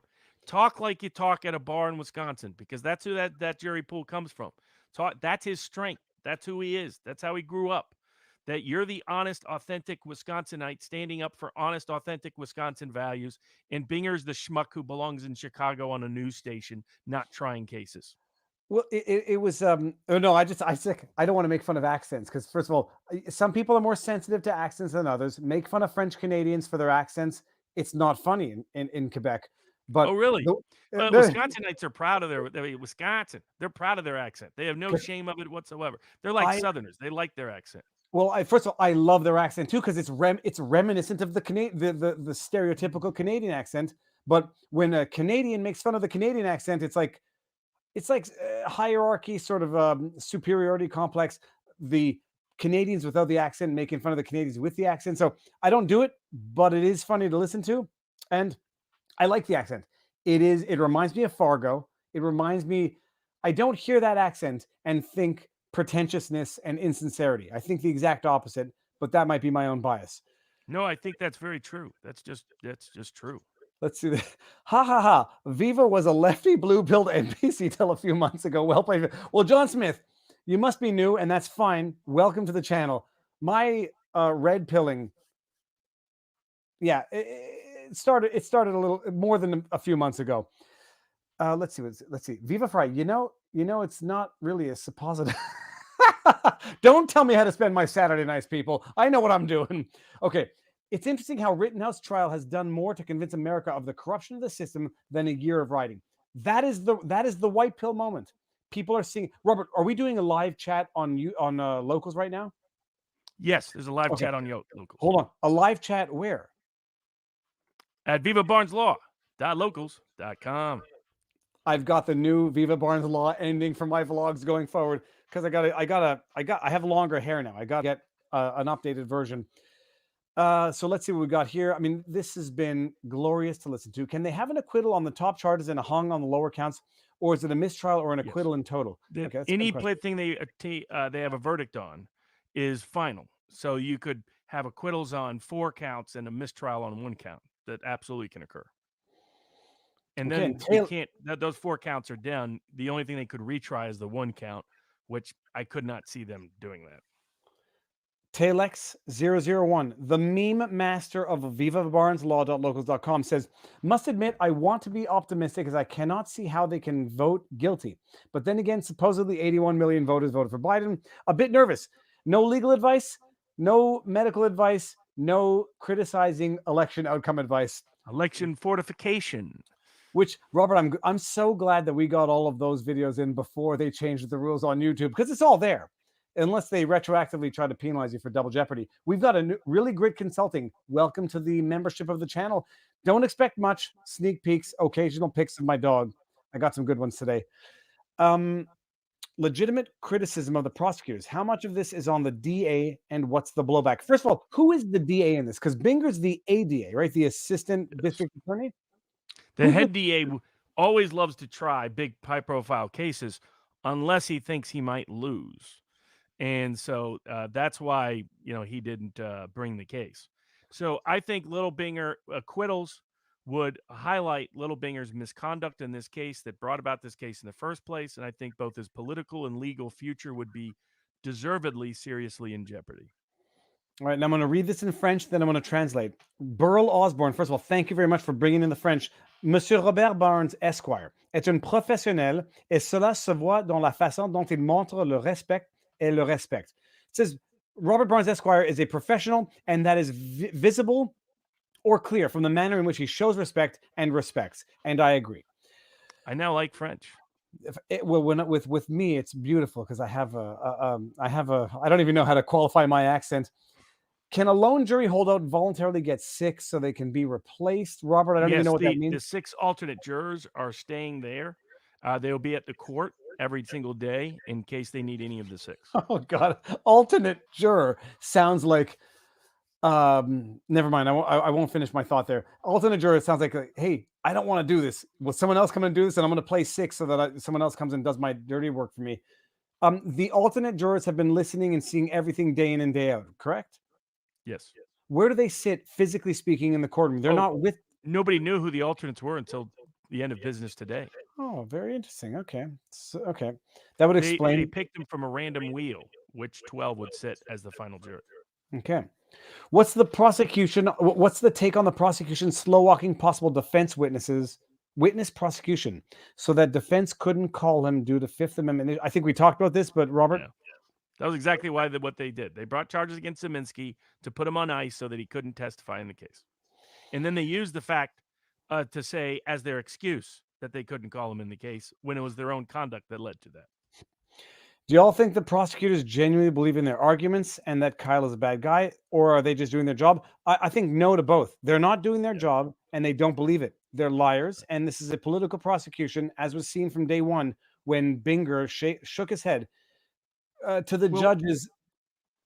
Emily Baker made a very good point. You don't have someone you're scared of just walking around in the jury panel, walking around while they're doing the video exhibits right next to the judge and everybody else. Now, here's why they know that kid is no threat to anybody. And nobody was scared for a moment. I saw that picture. And the only reason I don't like that picture is because it's going to lend fuel to the fire that the judge's bias, that the judge... Well, it's now also going to be an ultimate meme. So, like, it's the current popular meme of that is Kyle and the judge playing Call of Duty while Richard's walking. Dear God, the internet is not only great for aggregate knowledge. That's from our board. It's great for aggregate humor. It's from our board at vivabarneslaw.locals.com. We have some of the best meme masters in the world and humor masters because the internet is great for aggregate knowledge and aggregate humor. Humor is nothing more, to quote The Simpsons, from a well-placed comment insightfully put at a totally opportune moment. I blew it. But the bottom line is you don't have to make the joke to know the joke at any given point in time. That is fantastic to see because we've all seen the picture that, Rittenhouse is literally over the shoulder of the judge, who quite clearly, for obvious reasons, by the way, it's not presumption of innocence of Kyle, it's that he knows the security that has gone through. But even still, you can still kill someone with your bare hands in no time at all. Well, And Emily Baker said is that if in her murder trials, she would never let a defendant get anywhere near the court, the judge, or herself like that. And it's a sign that this is not a scary person, and they know he's not. I barely let my wife get that close to me. Okay, that's a joke, because she will strangle me every now and again when I do behave badly. The court case never answered the most important question. God damn! I didn't read this one before bringing it up either. I'll tell you who gave him the pass. Everyone around him, because they heard him say it. They looked at him and they said, ally or enemy, regardless of how he's actually behaving. And when said, "Oh, he's with us," well, then he gets the pass. And if it had been anybody else who looked like the other side, no pass. There would have been no pass in a million years. Okay, I want to bring up some non-super chat. What about Binger telling him to fire up into the air? Okay, yeah, there's some stuff in this trial that could not be believed. That Zeminski firing a random shot into the air within 2.5 seconds of Rosenbaum getting shot, irrelevant. Kyle admitted he wasn't scared by that. My biggest issue with that, and it never came up and I would have raised the argument, that firing the shot into the air does not necessarily need to be provocative to Rittenhouse, but rather to everyone around them. And that is a starter pistol to mob mentality, and Zeminski knew it, and it played out. Yep. And I think it's why there's immediate shots after Kyle has to defend himself against Rosenbaum. It's a signal to the whole crowd, go get that kid. Is no one going to mention that the fact that Kyle was protecting the businesses of non-white owners? Where mainstream media on that fact? Minority and immigrant-owned businesses. Minority-owned businesses and immigrant-owned businesses. Destroyed. Media's been silent about that throughout the case. Destroyed and obliterated in BLM protests. These are people, and they're not getting compensated, people, because, Robert, you know better than I do, but I know under Canadian law, typically certain events are not covered by insurance. Riots are one of them. And these people, they're not seeing they might see 10 cents on the dollar for other ancillary claims that are covered. They're not getting it for riots, and nobody cares. Nobody cares. Apparently, Binger would have picked up the weapon. Touche. Wait, hold on. Let's go, Brandon. Oh, I'm such an idiot. I didn't even get it, but well done, sir. Well done. You got me to say, let's go, Brandon. Let's go, Brandon. And what we got here, Alec. Yeah, okay. That's the obvious one. I mean, that's the obvious joke. When Binger puts his finger on the trigger, that trigger was on purpose. But dude, you don't do that within 3 weeks of an actual.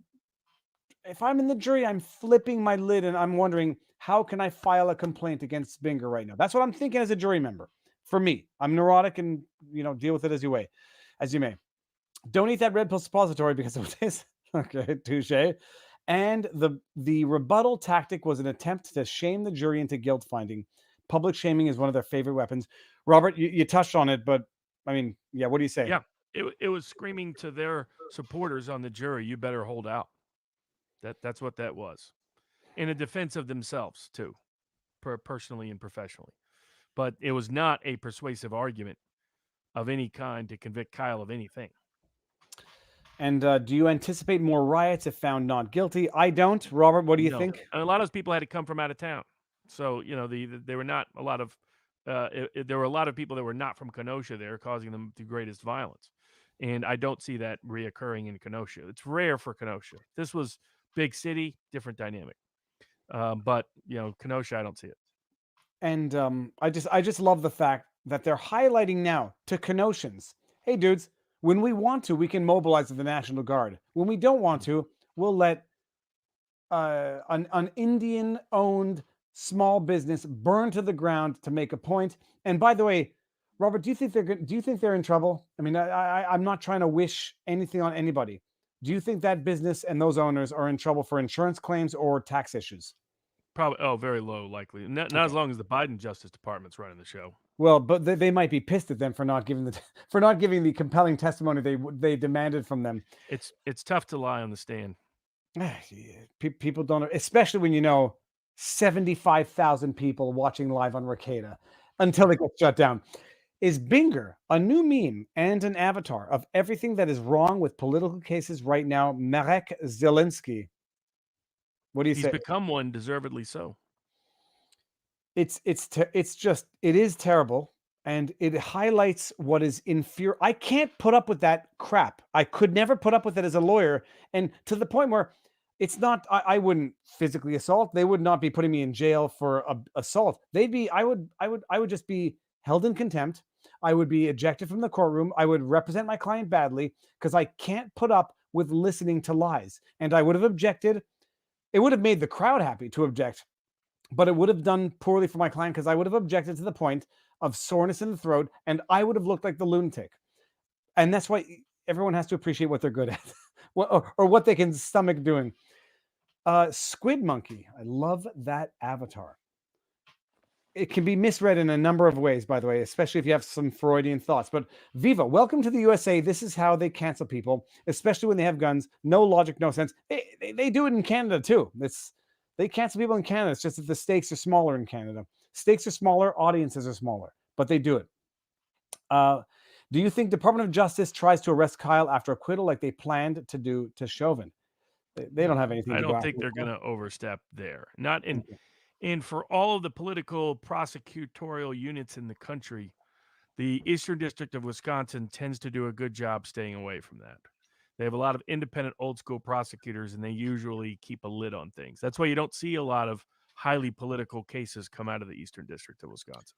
And not to falsely equivocate, but Chauvin did have other objective issues other than his accusations in George Floyd. Yeah, Rittenhouse, he was guilty of tax fraud, quite obviously. I'm fairly certain Rittenhouse paid taxes on his lifeguard duty salary that he had for 1 month. They don't have the dirt on Rittenhouse that they undoubtedly had on Chauvin. Tax fraud, working as a bouncer at a club that had some issues. So very different in material ways. I think they will wait until the end of the day to avoid Oh my goodness. Thank you for reminding me, Tara Rayner. I'm going to cut the clip. In the rebuttal, Krause actually said he was wearing a mask. He was wearing his shirt over his face. This was before vaccination. And I was just like, holy crap. I've realized it now. This entire prosecution has been an ad for vaccination. That's what it was. When he said he was wearing a mask, alluding to the fact that this guy and anyone in that freaking audience at large on the streets of Kenosha that night, burning dumpster fires, was wearing a mask for protection from COVID because vaccines were not available. Yeah. He put his shirt over his face briefly, not to disguise his identity while he committed criminal acts, but solely because he was worried about COVID. I mean, he said it before vaccines were. You have to think people are idiots to fall for that crap. I'm sorry. They're playing to their hardcore audience. That's what all that was. I think they will wait until the end of day to avoid doxers to hand down the verdict. I don't think so, because I think doxers doesn't change anything between noon or 8. But you know what? It would be the greatest thing if they come down in first thing in the morning. Here's your coffee, unanimous acquittal. F you doxers, come at us. We're in Kenosha, and there's more than one Kyle Rittenhouse out here. I mean, that's is the message that they can set out there. Mm-hmm. But I don't think they're getting intimidated. I don't think Grambo is getting intimidated. I think these people have seen enough crap already, and if it's going to come to this, it's going to come to this. So no, that was another good line Racine highlighted, that Kyle was, from the foreign country of Antioch as much as he was from the foreign country of Racine, and that Antioch was closer to Kenosha than Racine was, and so it was good to highlight that point. Robert, having now been on Timcast IRL, I can appreciate that in one morning driving to meet you for best smoked chicken ever in Harper's Ferry, by the way, hands down. I think I drove through 3 states, West Virginia, and what was the other one? Maryland. So Yeah, dude. Thanks. Cross state lines. I crossed state lines meeting Robert for lunch after being on Timcast. So yeah, that doesn't ring true with me, and I'm a silly Canuck living up in Quebec. If the jury comes back with a guilty verdict, can the judge? Yeah. Oh yeah. So we Yes, did that. the judge can throw it We out. talked about. And with that said, if Alec Baldwin gets tried, how many strings will he pull to get Binger as the prosecutor? There's a joke in there, jokes that I don't make, but it's a good joke nonetheless. There was one from Peter, which says, Barnes, can you tell Viva that if he moves to the good states, he needs to move to Wisconsin? Good fishing and hiking reinforces the purple states. Reinforce the purple states.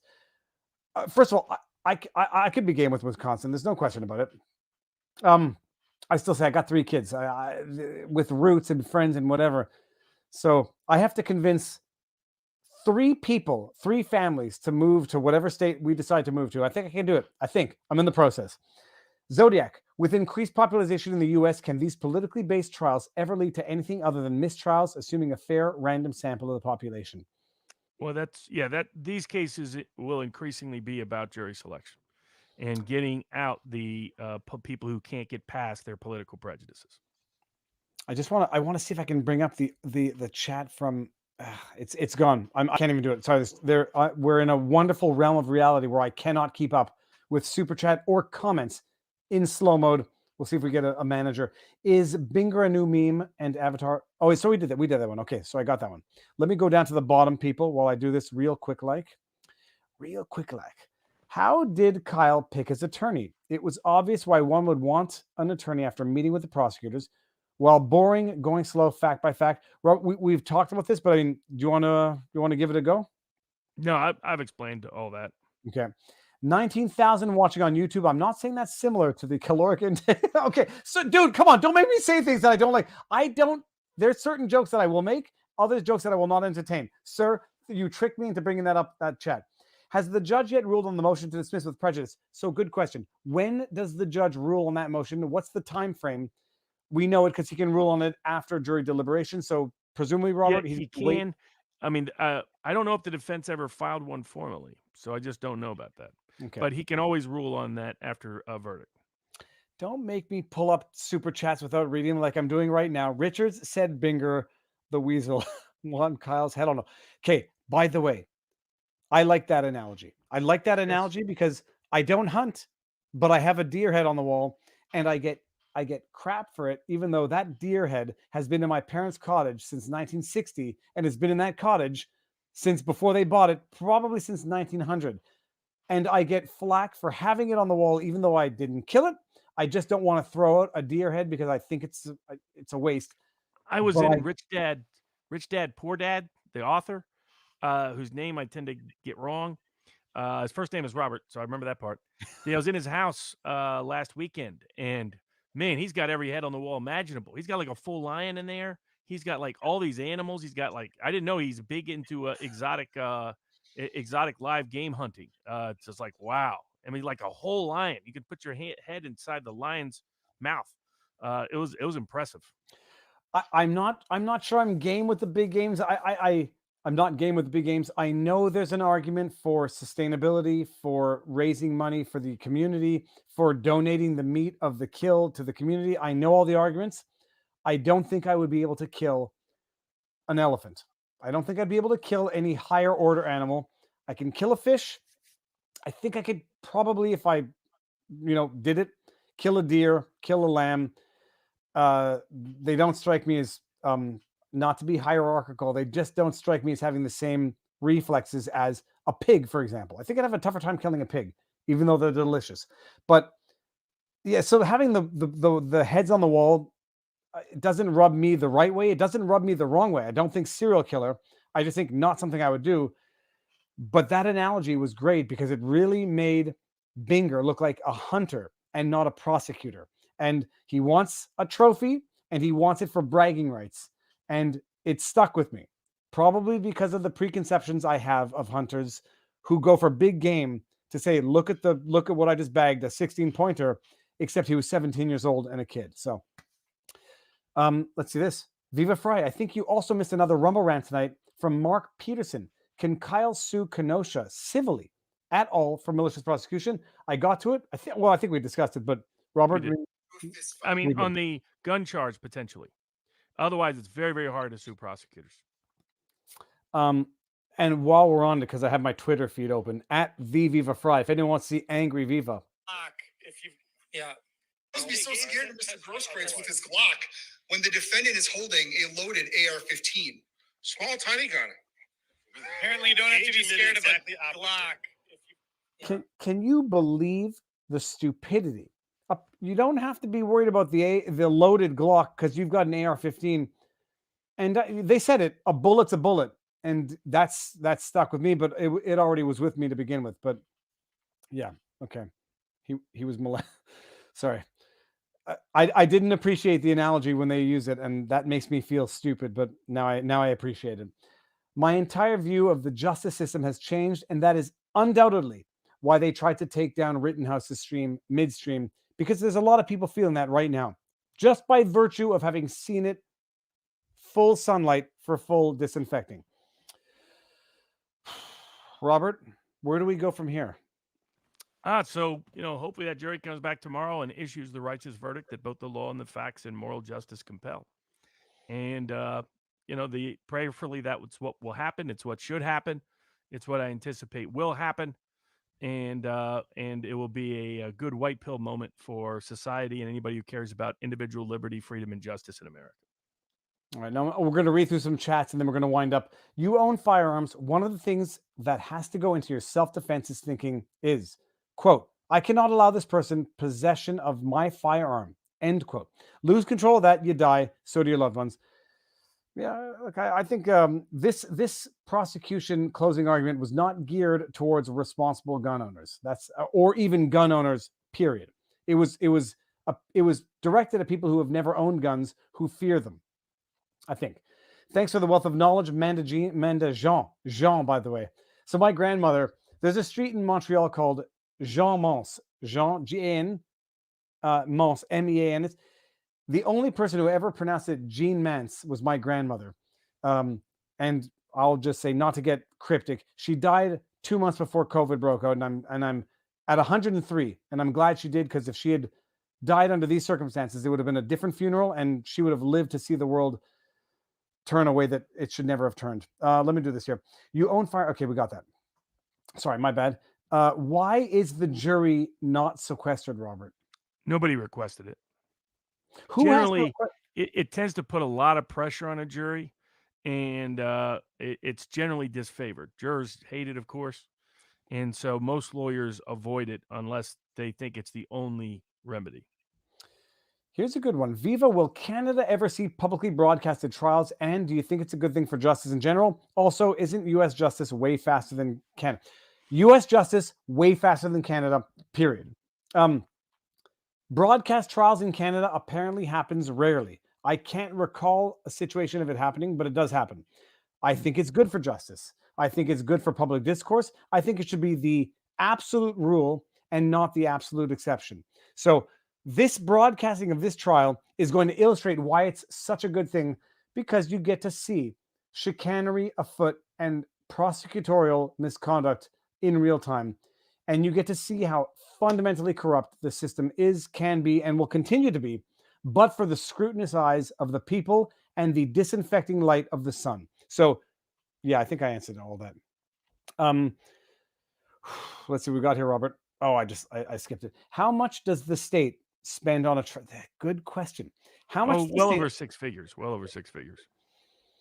I was told at one point in time in Canada, $10,000 a day for a civil trial, in court fees, other costs, salaries, et cetera, not including legal fees. So this trial has been 2 weeks, so easily over $100,000.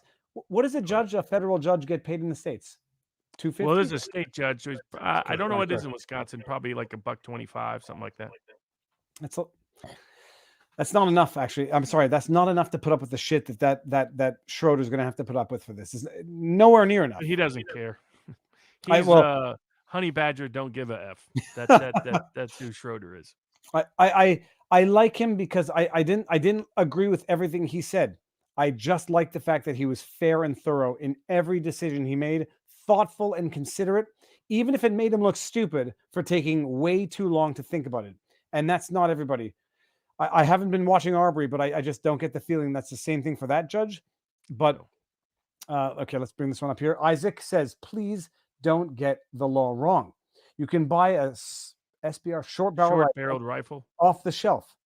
You just need to do the transfer on the ATF form. Lots of police surplus. Short-barreled rifle. My understanding in Wisconsin is short-barreled rifles are illegal, period. That's my understanding in Wisconsin.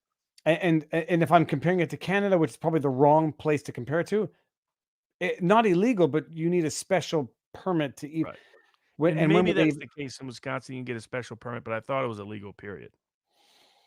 Fantastic job as always from Fact and Suspicion podcast. So that Fact and Suspicion podcast, not an ad, but I'm reading the super chat. Fantastic job as always. Love the show. Also, shameless plug for my podcast if you enjoy true crime. Not a warranty or a representation. This is just a super chat. The best advertising money can buy. $15 to 20,000 people. You can't get better than that. So I don't know what it is. I've never heard of it, but Fact and Suspicion, I will check it out, but I will not affirm or contradict this super chat. And with that, we got That's not what I meant to bring up at all. We got Mark Zielinski again back in the house. I voted on this, and it was 87 to 13% towards defense doing a good job. To be honest, I watched Rekieta, Law and Order, where they put the trial as Kenosha shooter and so on. This was an eye-opening experience to anybody who was watching it. I have absolutely no doubt the takedown of Rekieta and Law and Crime, even though they're relatively absolutely neutral, was totally politically oriented and totally redirecting traffic to the mainstream media outlets, which either have no comments allowed in the comment section, which deprives the viewers of aggregate knowledge, or overt partisanship. So no question for that. And let's see what we got here. A few of my liberal friends knew he was guilty from listening to the media, but once they watched the trial, they were so surprised he actually did it by self-defense. They admitted it too. Not just that. I mean, the kid is damaged for life, and hopefully he can get past it, because he will. Time heals all wounds. In 10 years' time, it'll be, it's that scene we're going to second reference. First was Shawshank Redemption. Second is Swingers, when they're playing golf and talking about breaking up with a girlfriend. And they say, at first it's devastating, it's painful, and then the pain goes away. And then you long for the pain because you want it to remind you of the pain. And not that Rittenhouse is ever going to long for the pain, but in 10 years' time, it's going to dull to a distant memory. Something's going to trigger it every now and again, a smell, a sound, a color, a visual. And he's going to say, oh, I want that emotion to come back again. It's going to happen. But he's not just a victim in all of it. He's a kid who, at one point in that evening, realized they're going to kill me. And this is no longer a joke. This is no longer a game. This is the end of my life. And that's how he reacted. And he's on trial for it. Okay. Robert, you're a fan of crowdsourcing, even seen Swarm AI featured in this giant beast that is global. Okay. Have you seen it, Robert? I have not. That's interesting. Okay. Now, with that said, Robert, what we are going to have Wednesday with? Do we know yet for sure? Oh, today I got distracted, obviously, so I haven't. I'll confirm that How tomorrow. dare you? Okay, we'll see. We have a sidebar, and if it's not a sidebar, it's just going to be another beautiful stream. I think he was arguing equal force, which I don't think is part of the law of Wisconsin. Thoughts from the judge. Oh, Binger, you and your humdingers. Okay, everyone is going to come up with some good ones. I learned from Indiana Jones. If your enemy has a sword and you have a gun, you shoot him and go about your day. Okay, I don't mean to laugh at the awfulness of this. Sauerkraut. I saw something that says sauerkraut. Sauerkraut actually argued that fists are not dangerous weapons. Mike Tyson. So did Binger. Binger claimed no one ever died from hands and feet. Century of history says otherwise. How stupid! And especially when they want to argue a different point, they'll attest to the amount of people who get bludgeoned to death because it happens daily. Okay, sorry, not reading that. I'm gonna go with this one. Clear video proof Kyle did not point his gun. Oh, so there's been a lot of aggregate knowledge on Twitterverse, and we've done our best. There's some great stuff. Incidentally, Richards argued the left to right position of the gun today, and I believe that's because he saw stuff on social media. Like Yes, and that was a mirror that was being pictured, not a gun being pointed, and that his whole body had to be turned around, which was not what the video showed. Binger didn't say anyone lied except Kyle. Except the other 3 or 4 witnesses, including the state's witnesses, who also testified to the threats. Yeah, hey, it doesn't matter. It's all convenient stuff. No skateboard for Christmas. Okay, goodness, my goodness. All right, Robert. So what do we say? Oh, alas, I fear the jury is fearing doxing. This If is they're one an of those honest, situations. honorable jury, no. I mean, that's not like Canotians. Canotians are stand-up people, have been their whole lives. So it's not like Canotians. It would require a bad jury to convict. So if they got any kind of jury that's conscientious and takes their oath seriously, and that's your typical Canotian, he gets acquitted of all charges, goes home for good. Yeah, Nessa says if the jury were harmed by domestic violence, Krause screwed up saying Kyle needed to take a beating. And it's just. And by the way, if I'm thinking anyone on the jury is like Robert, they are not looking at intimidation as a deterrent. They're looking at it as a motivating factor. Like, yeah, come this. You think you're going to win by this? No, and this is why. Which is why I also don't want the threat of doxing to become a motivation to convict, to acquit, because it should just be free and clear decision making, but it won't be. But I have a sneaking suspicion more of the individuals on the jury are going to be more like Robert than Chauvin. But Chauvin was a totally different situation regardless. So can't compare it. They're not the apples and oranges. Rekieta's stream no longer showed up in his subscriptions feed after the stream was cut. Had to go directly to the channel homepage to find out shenanigans. By the way, George Kirby, 1000% accurate, because I noticed that too. I'm subscribed to Rekieta. I went and put in his channel, and his channel came up, but not the live stream that was currently live, and I had to go click on Rekieta to get it. So no question. Now, let's bring in some non-super chats. First thing from police. That was not the one I wanted to get. Does this trial make anyone think that Stephen Avery might have been in? Who's Stephen Avery, Robert? That's that case that's a big reality TV case. I think there's like 2 seasons of it in Wisconsin. I've never seen it, so I can't comment on a detail. Oh, I'm going to pull my back out, bringing up Winston, because look at this. He's going to put 2 paws together, and he's going to say, why do you show me to the world? He just hiccuped. Okay. And he just, okay. I love this dog with an unreasonable amount of love. He smells terrible. I have to give him a bath. Okay, let's keep going. That was one of the funny moments in the close because of the screen stopping. I think it was Richards that said something about, and he doesn't even have a dog. And I think he was about to say something else. Dog in the fight. It's like, yeah, exactly. That guy doesn't even have a dog. He's done. Oh, and by the way, I won't say it because some people have cats. I don't like cats, but I appreciate people who love cats because animals are animals and companions are companions. Binger, you must carry every possible weapon with you, and if someone confronts you, you must defend with whatever weapon they are using to attack you. Now spar. Yeah, no, it was. The only problem is, Robert, like I'll say it again, they've punished him enough on the prosecution. They've deterred enough otherwise law-abiding citizens on the prosecution. The process is the punishment, and that's it. And by the way, Kyle was not acting as a federal actor, as a state actor. So there are no federal charges to bring. Okay, great. Have they, or do you think Black Rifle Coffee will issue an apology for not standing with Kyle? Robert, what do you think? And then I'm going to say what I have to think afterwards.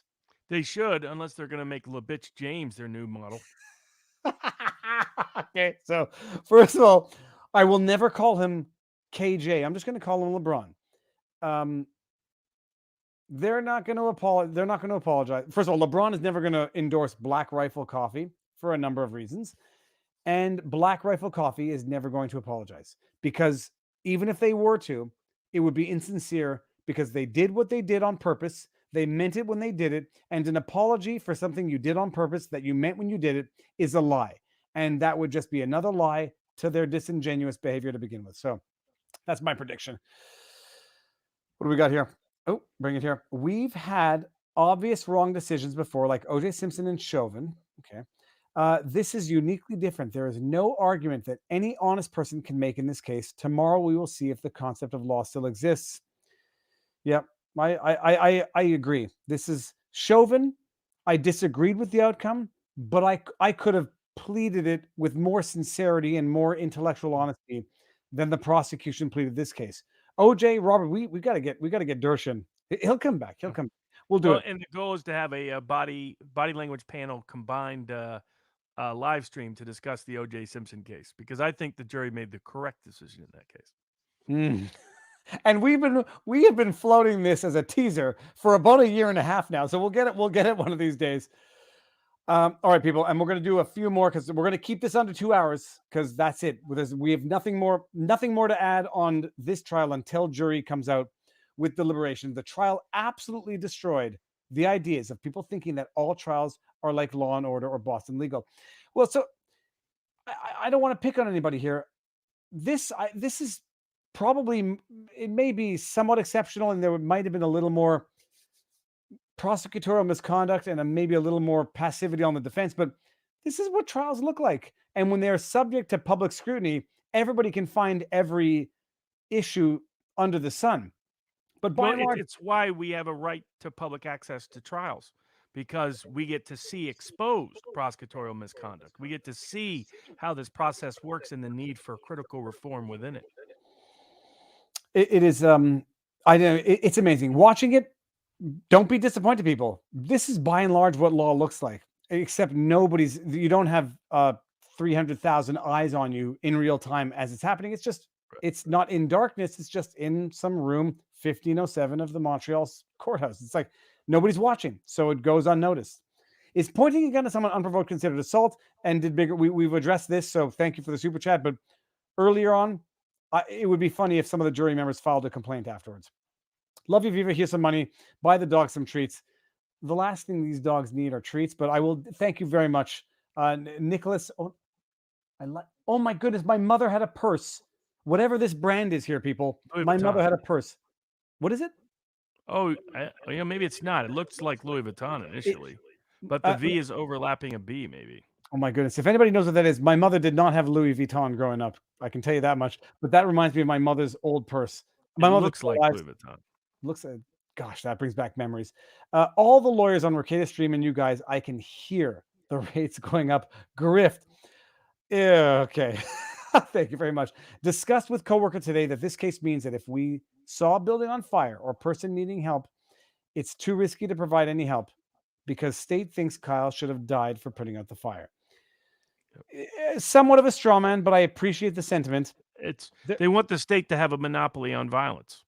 And they don't want people to have any right of violence for their own self-defense, which is critical for the individual to be able to have, or otherwise the state has all the power. Yeah, imagine it would be more like if you show up to put the fire out because there's an unruly mob and you have a gun with you, and then while you're putting out the fire, somebody who happens to be a convicted pedophile chases you behind a car and you have to shoot them, that you're not entitled to do so because you brought a gun to the fire and therefore you provoke them and therefore are responsible and relinquished your right to self-defense. It would be more like that. So I see where you're going with it. Yeah, we agree, though, by the way. Watched virtually the entire trial over 10 days. Yeah, the prosecution is corrupt. All right, Robert, under 2 minutes, we're going to end this. What else? Anything good on the, do we need to address anything from vivabarneslaw.locals.com, where you can go subscribe for $5 a month, one super chat, and there's a lot of exclusive content and a lot of publicly available content for anybody who's interested. You don't even have to actually subscribe. You can become a member and get a lot of other good stuff and just be part of the conversation. But yeah, we may have a competing claim for the third eternal truth. First one, Sally Yates is corrupt. Second one, Epstein didn't kill himself. The third one is alternately Kyle is innocent or disbar Binger.